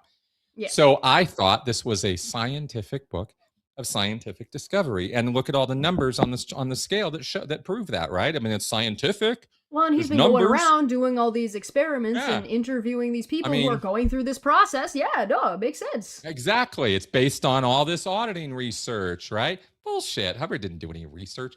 So, it's all just a fantasy, but we wanted so hard to believe it because it was a coherent, logical system of thought that seemed to be integrated and complete, right? Like we really Yeah, kind of, you can look at it and ignore all the Swiss cheese holes that are all throughout it because you approach it with a non-skeptical attitude like I yeah. did because I was raised with this crap. And of course I'm going to accept it. My parents love this stuff. I need to give it the time of day. I need to learn this, right? It's And not it my job fits to sit here and into the way the people around you are also behaving because they're also living by that scale. So like that's right. you watch a fantasy movie, you watch a romantic fairy tale, and everybody behaves in the way that you expect them to behave in the fairy tale, and all the characters are behaving that way. Yep. If you try to do that in real life, it's not going to work. But if everybody else in real life started behaving that way, suddenly it would function, and you would be in. It's It Yeah, works. and It is reality. that's kind of what ends up happening. See, here's the problem with all this, right? Is because you create this chart and you create this system and you create these boxes of behaviors. Now people are going to plug these behaviors into these boxes. And so when they see child abuse, they're going to go, you're at 1.1 You're on the here. scale, right? Because I see you, what you're doing. And that tells me you're going to be dishonest and you're going to do this and you're going to do that. Because according to all these other columns, I'm going to be able to predict your behavior. And this was the big selling point for Hubbard on this. It was a Right. huge selling point. This book is the prediction of human behavior. That's the tagline for Science of Which is Survival. science. Science is valued And on it's its science. predictability and whether or not if That's it, right. so like that's gonna sell that point further. Clever language. Exactly. And Hubbard called it that, by the way, because he was cribbing from Korzybski's Sanity, or was it Science or Sanity? Something like that. He was cribbing from his work. So Oh, he was so ripping off Hubbard other Hubbard people? was Imagine not that. Yeah, Hubbard was not a super original thinker. Mhm. We got to get that out of the way right away, right? He was not an original genius kind of thinker, and of course, I think we've already figured that out. But he had no problem cribbing from other people all the time. And Science of Survival, like I said, was even written by him, but he had no problem putting his name on it and calling it his work. And he would have died on that hill, by the way. He would have Oh absolutely yeah. died on that hill. This is my fucking work, right? Hubbard was obsessive about that kind of thing, Yeah. and obsessive about getting the money for it too. He crowded out everybody else. Nobody else deserved any accolades. It was all him. Oh. So Science of Survival comes out summer 1951. Hubbard is lecturing to a small group of people in Wichita, Kansas at this point, but he still has a following. And from this following, Hubbard creates more books where he starts trying to legitimize and scientize Dianetics, because it's still Dianetics. Scientology hasn't happened yet. But by the end of the year, the word Scientology pops out. And now we're exploring the spiritual side of life. In terms of dogma, this is where Right. spirituality enters into the subject. And this would have been in the Um, '60s. no, we're still in 1951. 51. Sorry. Okay. This is Gotcha. all 1951 I'm talking about. Okay. There's So a by lot the has end of happened. 19 Yeah, no, I'm trying I'm breaking it down bit by bit Yeah. here, Yeah. right? Yeah. We don't Yeah. have to do it this way, but I figured No, we'd do it want the this way. This is details. perfect. Yeah. Yeah. Yeah. Cool. So, yeah, so by the end of 1951, the word Scientology has emerged from Hubbard's lips. Now, Okay. apparently, he came up with this word all the way back in Excalibur. We don't know for sure. I can't say for sure that that's when he invented the word. There's another person in Germany in the 1920s or 30s who came up with the word Scientology for something radically different. And there's no evidence that Hubbard was ever exposed to that. It was written and only published in Germany in the German language. So we don't imagine that Hubbard invented or came up with the word from that. We think it's parallel. But he came up with the word at some point, and the first public lecture he utters it is, I think, October, November 1951. So that is when we start seeing the inklings of what's going to come. And Hubbard is already doing his nut trying to figure out how to get out from under Purcell and how to get in charge of this whole thing again, because he hates the Right. fact that the copyrights are owned by somebody else. He doesn't own Yeah. Dianetics anymore. All the Purcell money does. is. Yeah. And all the money he has to share with Purcell. And he Control. fucking hates it. He Yeah. hates it, right? Because his precious is his money. So he wants all the money and he has to have it. I will have all the money. So he really, I mean, he's like that. He's just Yeah. crazy about the money, and he doesn't want to share with anybody. He hates sharing the stage. So he wants out from under Purcell as quickly as Man he can. needs a And visit he by the fucking Care hightails Bears. it out of town, and he goes to Phoenix, Arizona in I think it Oh. was late 1951, early 52, and he sets up shop there, and he begins this thing called Scientology. And he's giving Legally lectures, distinct Dianetics. and it's distinct from Dianetics. He goes, that was then, this is now. This is what we're doing. We've And got he a big gradually morphs update, it over. everybody. Downloadable Yeah, content. And he starts The morphing it over to DLC. Scientology. But it's not a church yet. Right. It's not a It's a religion yet. scientific subject that suddenly is bringing in spirituality. Mm-hmm. And the way he does it is in the book Science or Survival. He talks about something called, he presents what's called the theta mest theory. And it has about as much scientific validity as this pen does, but it's, I feel like the word Thetan is it, trying to be scientific, but also trying to be spiritual at the same time. Here's how he does it: is he Needs says, mascots. okay, we were going earlier and earlier and earlier, and he makes up this entire fucking story about how the original Dianetics Foundation, this is like less than a year or two in the past, he's absolutely lying to his current followers at this time, that the Dianetics guys who were running the board of directors of the Dianetics Foundation, who believed in want that. him talking about past lives because it was too controversial. Oh. So he couldn't talk about it, and he told this story so many times. He invented and I this slammed drama. my fist on the table so hard I broke the table, and I said, we're not going to have any of that. We're going to have the truth wherever it leads. And this theta mest theory is Hubbard's assertion that theta is a energy force that exists outside the reality of matter, energy, space, and time, which is mest. So you have theta and you have mest. This universe, Hubbard explains in 1951, is mest. It's matter, energy, space, time. That's what makes up this universe. Now, we've come to learn a great many more things about the nature of reality since 1950, but this was Hubbard's idea as a layperson, very, very layperson, of the state of science as of 1950, is that our ability to describe the physical world is the component parts are matter, energy, space, and time. And Sounds sure enough, very those are similar four to elemental separate philosophy. Yeah, there are four separate things you can use to describe the physical world, and it Yeah. works as an analogy. It's not accurate, but it works. So Hubbard says that there's this theta mest theory. There's an interaction of these two things that are life energy and non-life energy, inert matter energy, right? Like this kind of stuff that's not motivated by life force.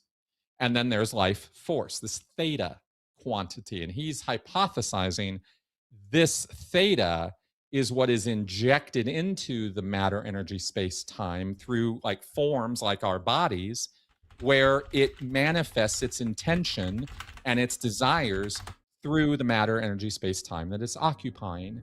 And that is your body, and that is your life experience. Is you are theta experiencing a messed reality, but your real reality, the real you, the real life force is this unquantifiable theta quantity. And this is how he starts describing it in 1951. He goes to places with this, but this is how it starts. And this theta quantity is what imbues all life, not just human life. Every life Right. is all life comes from this force. It is a non physical, non measurable, non existent quantity when compared to matter, energy, space, time. So you can't measure it, you can't detect it, you can't see it, feel it, but you experience it 24/7 because it is you. And this is the dualism that Hubbard presents. Yeah.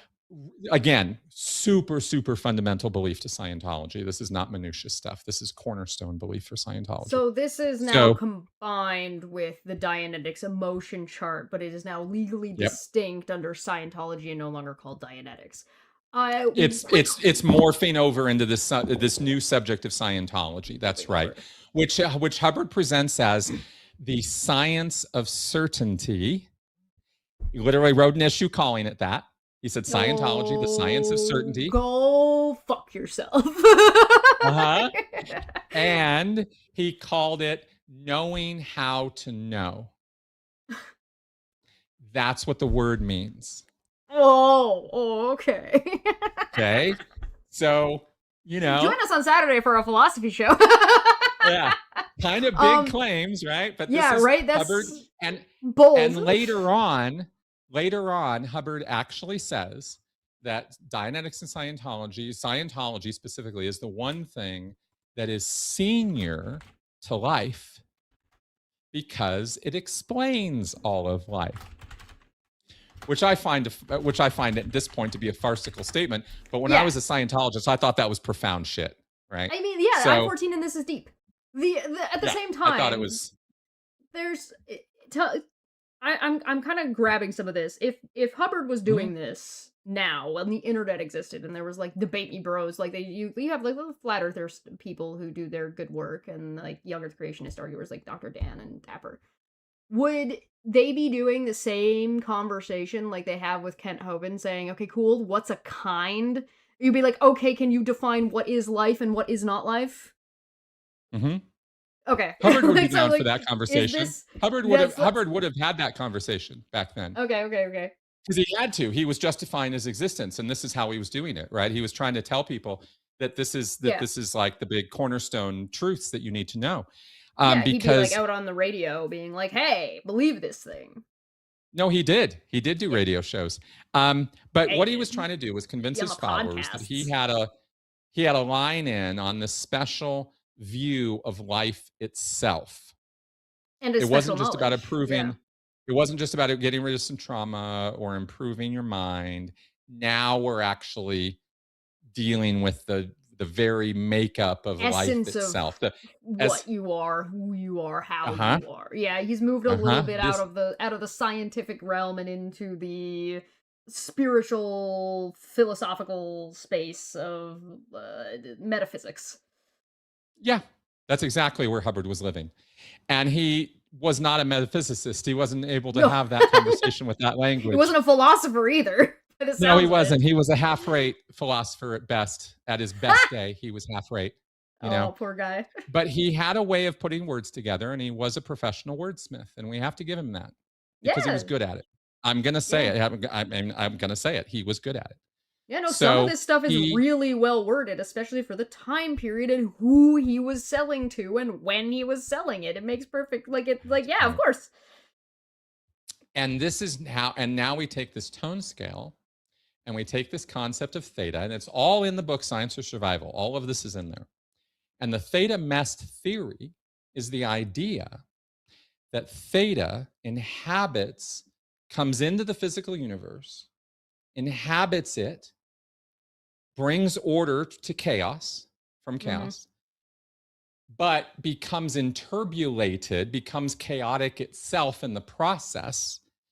And the word for that in Scientology is N theta, interbulated theta. Oh. So it's reduced to N theta. N theta, ENTHETA, is a word in Scientology for bad things, bad energy, bad vibes, bad juju. N theta. You don't want N theta in your space. There is no faster way to get somebody in Scientology to avoid you than to tell that person he's N theta. Uh, Right? Bad. icky. But it comes from this concept of interbulated theta. And what that happens, according to the theory, theta withdrawals, sorts itself out, learns whatever lesson it needed to learn from that experience, and dives back in. And this interplay between theta and mest is what creates this tone scale. This cycle of And it's what rebirth. creates the trauma that we carry around with us. So you have to go Right? The back to another life where you interbulation, had this. Oh, okay, okay, the okay, N okay. theta, right? And Yeah. what you're really doing in auditing, because he's still carrying this auditing thing forward. He's still, Yeah, this yeah, he's entire keeping that. time, that methodology is the key crux of all of this. Is not only am I explaining life to you, I'm giving you an escape plan. I'm giving you an Right. out. I'm not just telling I'm you the giving you a way problem. I'm inventing to this get to the problem, selling you this problem because you have issues. And I'm being like, let me explain your problem to you. So now you understand your problem. And now here's the cure that I happen to keep in my back pocket. How you convenient. got it, which is called Give me auditing. And money you to only get got to pay it. for it by the hour. And you guys can get trained Yeah. and do it on each other. Isn't this fun, Subscribe. right? Become a member on the Yay! channel for $1.99 a month. That's right. And of course, this is 1951, 52, so he doesn't have a channel, but he has this Yeah. location in Phoenix, Arizona, where he's giving these lectures and people are flying in and he's giving courses. He's actually not just giving one-off lectures, he's giving series of lectures to train auditors in all the latest stuff, just like he's doing from the very get-go. This shtick never Right. stops. And So what the year are we in advancement, now? We're still in 1951, or are we in 51, 52? 52. Yeah, Okay, we're in early 52. Yeah, 52. gotcha. So people are flying in to see and hear him, and not by the thousands, right? By the tens. There's Enough. small audiences for him, but Yeah. he's making money and he's keeping the grift going. Enough to get a house, to have a car, to have clothes, to make a living, Yeah. to marry his third wife, who is 19 years old, to his, like, Hey. 40 something. And this is his final wife, Mary Sue. Oh. Yep, one of his students. Yikes. Yep, Mary Sue Whip becomes Mary Sue Hubbard, Mm. and his third and final wife, right? And so, Ick. so this is all happening at this time, and Mary Sue becomes radically important to the future of Scientology. Yeah, yeah, she would If have you've to be. seen, if you've Yeah. if you've seen the movie The Master, and we'll talk about that in a second, but the Amy Adams character in that movie is Oh, a okay. precise, characterization of Mary Sue Hubbard. Oh, She okay. nails it. She fucking nails it. So so she's really good, right? As the Yeah. believing, true believer, very loyal, very smart woman who hooked up with Hubbard, who was none of those things. Oh. And she had to make up for what he didn't bring, and she This did. is this turning Right? He into couldn't the organize woman his way out of a behind the wet paper bag. man? Is this what this is turning into? What's that? The is this turning into the woman behind the man that made the man successful? I'm saying that without her, none of this would have happened.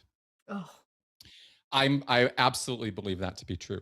And the Yeah. reason why is because, like I was saying, he couldn't organize his way out of a wet paper bag, but Yep. she could.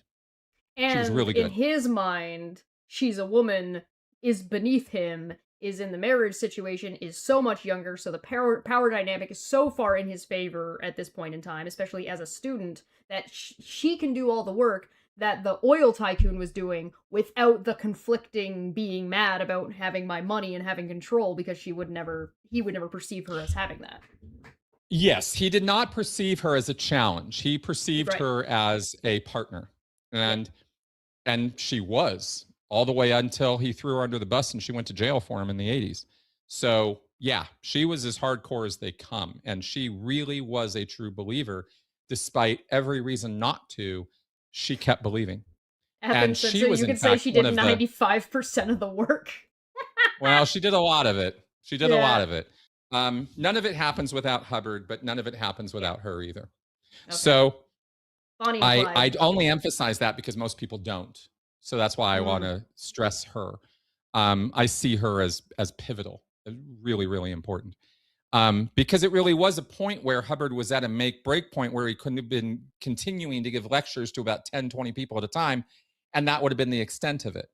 But yeah, it was on life somehow, support. some way, yeah, by the end of 1952, Hubbard has traveled again around the country, giving various series of lectures to different people, mostly out of Phoenix, but then flying around to other places, even over to London for a series of lectures where he opens up England to Dianetics and Scientology. It was the first time he went over there. Great. And November 1952. Yeah. And he starts up, and they have started up an official organization over there. So he's got something going right now because people are jumping on board with both feet because they're very enthusiastic about the claims he keeps making.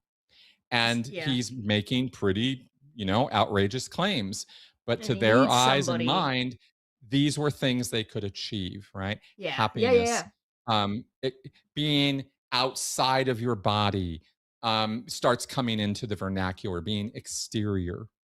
Yeah. This concept of exteriorizing a person from their body, because it goes from theta to a thetan. Okay. You have this energy, this broad idea of theta energy, which imbues life into everything. But then what does that look like for you versus me? Well, Right. your theta is encapsulated into this identity called a thetan, which is you. Me, I'm a thetan. I'm not a body. I don't have a thetan. I am a thetan. That is literally Right. the core essence of what I am. And it's not the soul concept. Your soul flies off to heaven. Well, where do you go? Right? Like Yeah. that's a weird phrasing. In Scientology, they take great pains to tell you, no, no, no, it's not about that. It's, in fact, that's what convinced my mom, who had a Catholic upbringing. She loved that idea, right? Yeah, my soul goes Yeah. to heaven, but where the fuck am I, right? And Scientology offered her an An answer to that answer. question. Yeah, you're right here. Yeah. You're the Thetan. And this really works magic for some people. It's really I interesting. can see it. So Like I can well, I can't literally. it's a But I model. It's a understand like I model. can yeah, the model works. There's The model looks like it solid makes sense. Yeah. there's research behind it. There like it feels good. It sounds interesting. You say it the right way to the Right. right person at the right time and it's like, "Yeah, tell me more about that." But we That's right. are Exactly. at the 2-hour mark and we're about to Oh introduce a my new gosh. character. Yeah. Well, maybe we should park it for another for to continue. Part 2, not this Thursday, next That's Thursday, right. same bat time, same bat place. That's right. Man, man, this is it's also interesting. It really is. I find it endlessly fascinating in a lot of ways. The Scientology theology and dogma and all that is kind of old hat to me at this point. And obviously I'm really steeped in it, so I can talk about it. But it's a bit of a fantasy at this point for me, right? And none of Oh the stuff yeah, is it's actually like true degrees of or real. separation and stuff. Yeah. Yeah, I've long since moved on from all this stuff, but it is interesting, and at this point, I think, as you can see, the thing that I find most interesting is why people buy into it. We do have 6, 7 questions. I don't know if you have time for throw questions. them. Let's do it. If you want to ask me some questions, I can do it. I'll do it quick. All right, I'll press the button and then we'll come right back. Hi, thank you so much for joining us. I just wanted to come in before we start back in, and I just wanted to say thank you so much. You will notice if you are watching this live in the future and it is no longer live that the Q&A portion will be missing for you. That is because the Q&A portion of these videos get cut out and then made into their own videos that are available for members. So if you want to become a member, it's like $1. Do it. Do it. Do it for me. Do it for you. You deserve it.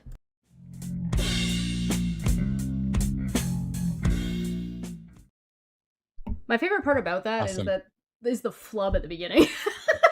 I could have cut that out and I just didn't. All right.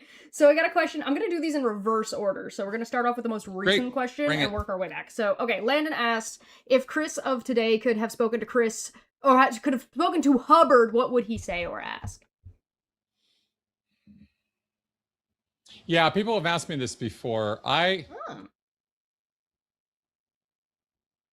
If I were in a room with Hubbard, it would be a challenge to ask him questions because I'd really be tempted to just want to beat the fuck out of him, to be honest with you. But valid. That's just my violent impulses. I really don't. Yeah, I wouldn't do that. Don't put a gun in the same room. Yeah, I kind of don't do that. Because Hubbard was a very, very, very abusive personality, and I happen to know a lot of details about just how abusive that guy was, and it was pretty gross, right? So it's hard for me to consider him a rational human being when I know so much other... Your question would be thoughts or prayers. Basically, it would be kind of like that. Now, that aside, I do have questions for him. And the thing that has always been a challenge for me in answering this question actually is because he's such a fucking pathological liar, I don't know that I could trust anything he tells me. So I want a situation where I can ask him questions, but I want a situation where he has to tell the truth. You know, do I have to sodium pentothal him or what? I don't know. Yeah. But if I could get true answers from him, it would be worth asking questions like, tell me about your guardian spirit. Tell me when you started seeing her. Tell me all about that relationship and what influence it had on you in your later life, right? Because I have questions about that. When exactly did you hook up with Crowley and his teachings, and what did that do for you? I have what I believe are answers, but I don't know if they're the true answers, right? So is there a lot of conjecture with that? And if I knew the answers to that, it would really kind of be the cherry on top for me of the Scientology story, because it would put solid answers to what I can now only conjecture about his childhood. And that's really the only thing about Hubbard I'm curious about at this point, because I know everything else. Are you familiar with the concept of tulpas? TULPUS or something? I'll send you this. I'll send you this because I would love your take. Yeah, I'd love your take on it. It's something that I looked at like a long time ago and was like talking to people to get them on. I'll send it to you because it's very interesting, but I don't want to go into it because it'll squirrel us. Yeah, no, we don't. No worries. Yeah, absolutely. Godless Scummer has a question for Chris. Yeah. Is there any truth in the old story that Hubbard said something along the lines of, quote, "If you want to make money, start a religion"? Yes, there were 2 or 3 documented instances of him saying that.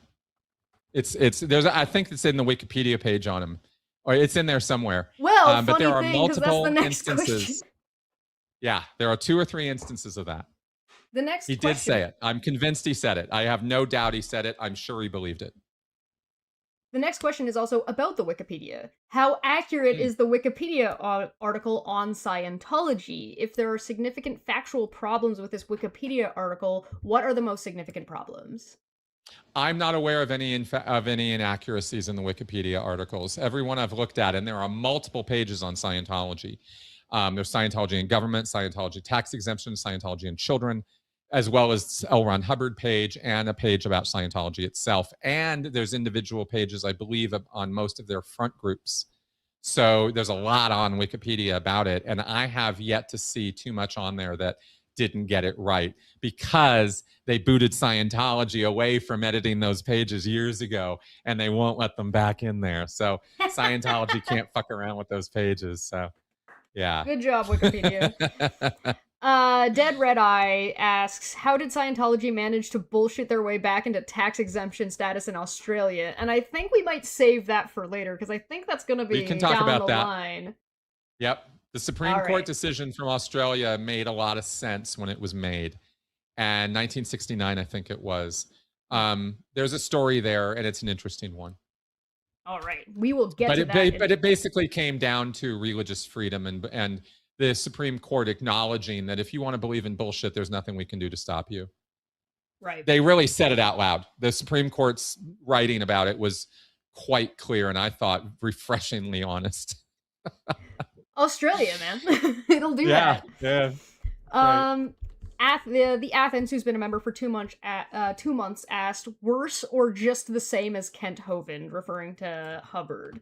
I have a hard time deciding whether or not somebody is worse, because you have a lot of the same accusations with, like, about child abuse, about abusing his spouses, about being a cult, about taking advantage of people. The difference is that Hubbard was far more successful than Kent Hovind was overall, even though Kent Hovind in his prime was considerably successful. And I think that's fair enough. The difference. I'm not familiar enough with Kent Hovind's. I'm not familiar enough with Kent Hovind's personal details. You know what? But there is an interesting thing you learn after being in this field for long enough, that there's a cookie cutter sort of thing to it. There are certain characteristics cult leaders have to have. Yes. And Kent Hovind has them. L. Ron Hubbard had them. And an abusive personality and an abusive personal life is almost 100%. Hand in hand. Par for the course for these guys. They just don't know how to be different than that. That's, people who start legit groups don't act like that in their personal life. Hubbard has a higher death count than Hovind. Yes, I'll give you that one. Yeah, probably. We can ask Dapper, because Dapper is far more sure. well versed in both Hovind and Hubbard between the two. Right? You would know Hubbard obviously more, but he knows Hovind. No, I'm happy to talk to him about that. The body count in Scientology is not super, super, super high. There are, suspicious deaths in Scientology's past, and there are deaths like Lisa McPherson that were entirely preventable. Had Scientologists not done the Scientology on them, right? Had they taken them to a hospital? Yeah, that's how are you going to count the? How do you count it, right? And how do I count all the people who've died of cancer in Scientology because they just never went and got a checkup? Yeah, it's hard, Yeah, but there is definitely a body count there. Hubbard has definitely got blood on his hands. There's no question about that. Oh, definitely. Orange Dot, who's been a member for 2 months, says, do cults need personality figures to spread widely? Personality figures? Well, they need a leader. A leader. That's part and it's kind of definitive characteristic of a cult is that there is a leadership. Yeah. They need certain structures and certain forms in place. These are characteristics of cults. It's on my website. There's like a 13-point checklist we use. It's one of a number of ways to determine whether a group is a cult or not. I happen to like it the most because I think it's the most thorough. And it's not wishy-washy. The bite model can be a little wishy-washy because it's generalized. And you can make groups fit. You can round peg a square hole on some groups using some models. But I think the checklist on my site is pretty good. It was put together by Dr. Janja Lalich and Michael I'll make sure the link to the site. Do you want to put the link to that specifically in the description? Maybe just put the link to my site. I will definitely do that, but if you wanted something specific, ChrisSheltonMSD.org. There you go. It's almost like it's the @ or something that's showing on the screen and has been showing on the screen right below him the whole time. So yours has an @ of where to find you. Yeah, yours has, look at that. Whereas mine is...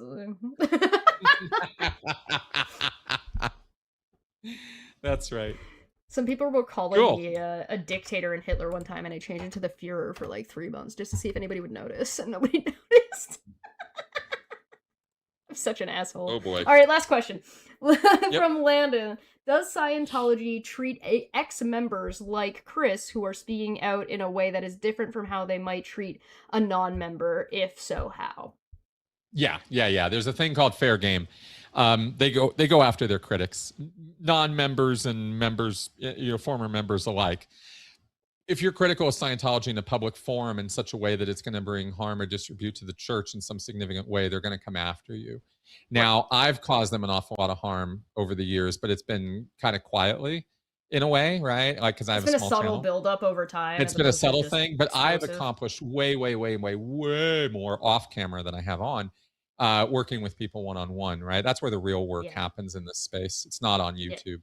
YouTube is exposure, and it's great for public awareness, but it's not the work of getting people out. And that is a work I concentrate on off camera.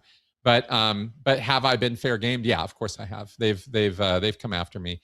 They haven't come after me the same way that they've come after, say, Leah, right, Remini, or some of the big prominent critics, because they have a larger stage. They're on the international stage, and I'm not. Right. So I get to actually languish and do my work kind of under their radar because they don't pay attention to me as much as they do the big names. What is and I'm okay with that. I'm not. A large tree catches more breeze or catches more wind. Yeah. That's funny. Yeah, something like that. Yeah, I think that's it for us for today. Do you have anything you want to shill in particular, or any last words? Oh yeah, no, buy my book. Look it up on Amazon. You can actually get it anywhere. If you go to a Barnes & Noble and ask them for it, they can order it for you. It's on Ingram Spark too. So buy my book. Yeah. And I'll have the audiobook out in a few weeks. I'm working on the audiobook right now. For my stuff coming up, we have a show now this is a thing that is happening every other Thursday, so subscribe and join us. Not next Thursday, the Thursday after. I'll be over on Dapper Dinosaur's channel on Tuesday for dumb shit. I will I'm putting you on my calendar right now. Yeah, I'm on the calendar. Let's go. And tomorrow at 2 p.m. Eastern Time, I will be live doing philosophy, and we're going to talk about the generalized statement or the generalized question of religion has no place in modern society. Because some people are very upset about that, and it comes up a lot. So we're going to have a discussion. Oh my God, I want to be in on that. You want to come? Of course religion has a place in society. Oh my God, really? I'm totally down for talking about that. Are you kidding me? Are you available tomorrow at 2? We can also do it another time. Tomorrow at 2. Oh damn, is that tomorrow? Or sorry, not tomorrow. Saturday at 2. Saturday at 2. Saturday at 2. I could be available for that. Want to pop in? I might have a few opinions about that. I've thought that, and now I've come back. So I've been out to that extreme, and then I've come back. So all right. It's a shorter show. It's only an hour long because overloading people with philosophy can be really easy to do by accident. So we try to keep. Do I have to know a bunch of philosophical terms? Are they gonna confuse me? No, we specifically avoid this philosophical jargon, and if we use jargon, we will stop and we will say, "This is what this means. This is what we're talking about." This show is specifically called "Living with Philosophy," whether you like it or not, because you're doing philosophy right now. Exactly. I do philosophy all the time, but I just don't like the formal structures and language of it because it's not how I approach a subject. So it's been a barrier for me to even to learn philosophy all these years because of the way it's taught. The whole show is exactly about pulling philosophy out of its ivory tower and shoving it in your grocery store. Perfect. I'm down. I would love to talk about that because I don't get to debate the religion question often enough, and I do think it's a debatable question. Oh, absolutely. Well, that's what this show is for, and hopefully we'll grow a little bit more. Help us, like and share. If you want to see Chris do a religious debate, which I would fucking love to see, by the way, I would pay money for that. And in fact, you should pay money by becoming a member. There you go. That shit set up. Let's go. All right, thanks so much for joining us. We're gonna get the hell out of here. I'm boiling. It's so hot in here. I'm gonna have to get used to this. Oh, get out. I'll see you Saturday. Bye-bye.